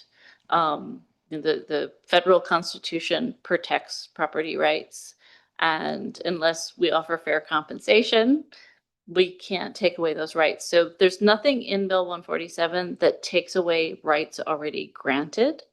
It is merely these situations where people are maybe operating under the assumption that they are okay, but they're really not already. Thank you. Before you go, Vice Chair Nobukawa, I just want to make a comment for us to think about. No question. Let's talk about taxes. Okay, so if you want to live in America, you want to live in Hawaii, you got to pay your fair share of taxes. Okay, I work hard for my paycheck. I get taxed by the federal, the state, and the county. I go to the store and I get gas, I get taxed. But I have to pay to live here in Hawaii, to live in America. I got to pay property tax. I pay taxes on taxes. I keep paying my taxes. And the fairness is everybody has to pay. So a lot of this opposition testimony, I'm thinking some of them are illegal. And now that they got to go legal, they're avoiding taxes. That's tax fraud if you really think about it. And I don't think that's fair. I feel for them. I feel that for many, many years, that was their livelihood. Ag land, they farmed, and that helped them subsidize their, it helped them with their income tax-free. And in here, I gotta pay my property tax, but they're not paying their fair share. So taxes and living in America. Vice Chair Nobukawa. Thank you, Chair. So my question is for Director Darrow. And it's not totally related to what we're talking about, but it raised a question for me when we were talking about, when you had mentioned illegal structures or, something, or partial illegal structure, and that initially Planning Department did address those, but now it's not, in the second round, not addressing those as they come up. I'm just wondering what liability that opens up for the county, because the jurisdiction I worked for, we went out to a site and we found and we're just specifically looking at this part here, but we found an illegal thing. We had to address it. Otherwise, our prosecuting attorneys would be on our butt about why aren't you doing that? Because there's a liability that it opened the county up for. That may be the case in some jurisdictions or some offices or something. Since I've been working with planning, it's changed a number of times. Sometimes the direction has been to enforce everything. Others is we enforce when we get a complaint, which in comparison to the amount of violations there are out there, complaints are minimal. The other is when a permit comes in, you don't just look at what's being requested to be permitted, you look at the entire property. Well, when we started doing that, we go down a rabbit hole. It's like it gets out of hand, you know, and we need to focus on what's at hand, right? We have been in this current process that we're in, we've asked staff that when they come across a permit or they're reviewing a permit and they happen to see something that is maybe questionable, they inform the landowners, hey, you may have an issue here. We're not addressing it now because right now we're addressing this. Just be aware, it looks like you may have an issue here. Before, we wouldn't process that permit until they dealt with that. And that permit would be put on hold for, I mean, basically shut it down, because to get that permitted was a big problem in itself, right? And it would just take, it's just like I said, it's a rabbit hole. So right now, in this particular process, based on what we went through the first time, we're going to focus on just those structures that are going to be part of this request. If we do come across something, we'll let them know, hey, there's something you may want to address. But right now, we're dealing with this. Thank you, Director Darrow. I probably was working in a jurisdiction where people were more likely to sue than they are here in Hawaii. Thank you. Great questions, great discussion. Any other commissioners? No? Commissioner Ayers? I wanted to point this out really quick to, they're not here, the testifiers, but in one testimony I read, it really stood out to me, and I wanted to at least address this, that the person had wrote that they do not believe that we are in a housing crisis. And even with the definition of a housing crisis, I think it's pretty obvious to everyone here. You look around, we are. However, I wanted to reiterate for the people who spoke on that, on their opposition to this bill, is the 4%. Although it is some kind of an issue, a small correlation, it is small. And I do believe that at the heart of this bill, it is working to correct that, to, for lack of better terms, weed out the bad apples, the illegal hosted or unhosted B&Bs. Also, with the other folks in opposition that own B&Bs, I would highly suggest kind of looking through and combing through the language, because when I first looked at it, I couldn't really understand what was being proposed. But after today, I still have questions, but I feel that there's more clarity, and it is a housekeeping bill. And even if you don't like it, some kind of bill is going to be proposed, because I don't believe that the laws can stand the way that they are currently. Something has to change. And so I do feel positive that the heart of this bill is trying to fix that. Councilperson Kimbo, so before we vote, would you like to just say a few words? Thank you for the opportunity, Chair. You know, just first of all, I want to mahalo you folks for the level of background work that you did before coming today. Excellent questions. I feel like what you asked really helped clarify some of the points that continue to be of confusion for folks. So definitely appreciate those questions. And again, it'll help me improve how I present this, this bill. To your point, yes, it is largely a housekeeping bill, and it is necessary for us to come and do some of these cleanup pieces. But I can understand, again, I think you made the remark before, this is people's pocketbooks, it's bottom line. It can be very anxiety causing. So we appreciate the fact that this conversation between us has helped maybe clear some of that up for the public.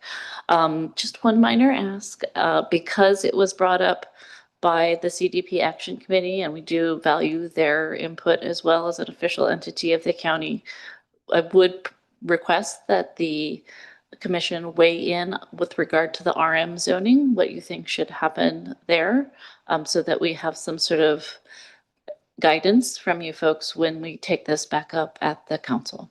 Thank you.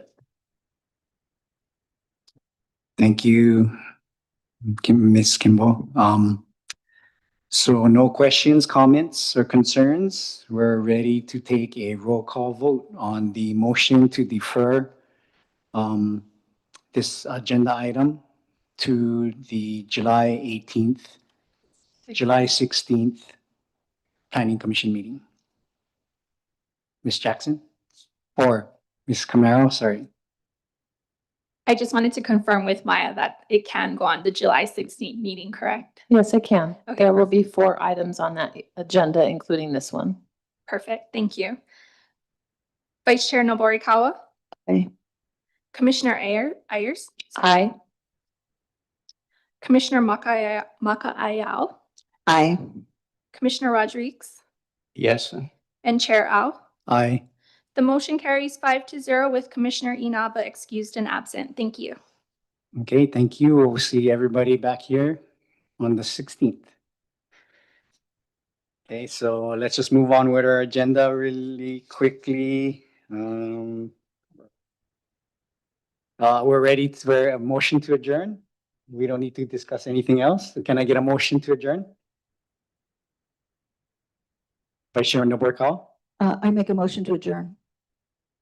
I second. Commissioner Ayers, seconded. Vice Chair Noborikawa, motion to adjourn. If you're all in favor, please indicate so and say aye. Aye. Aye. Yes. Aye. Okay, mahalo, everybody. We'll see you guys on the 16th.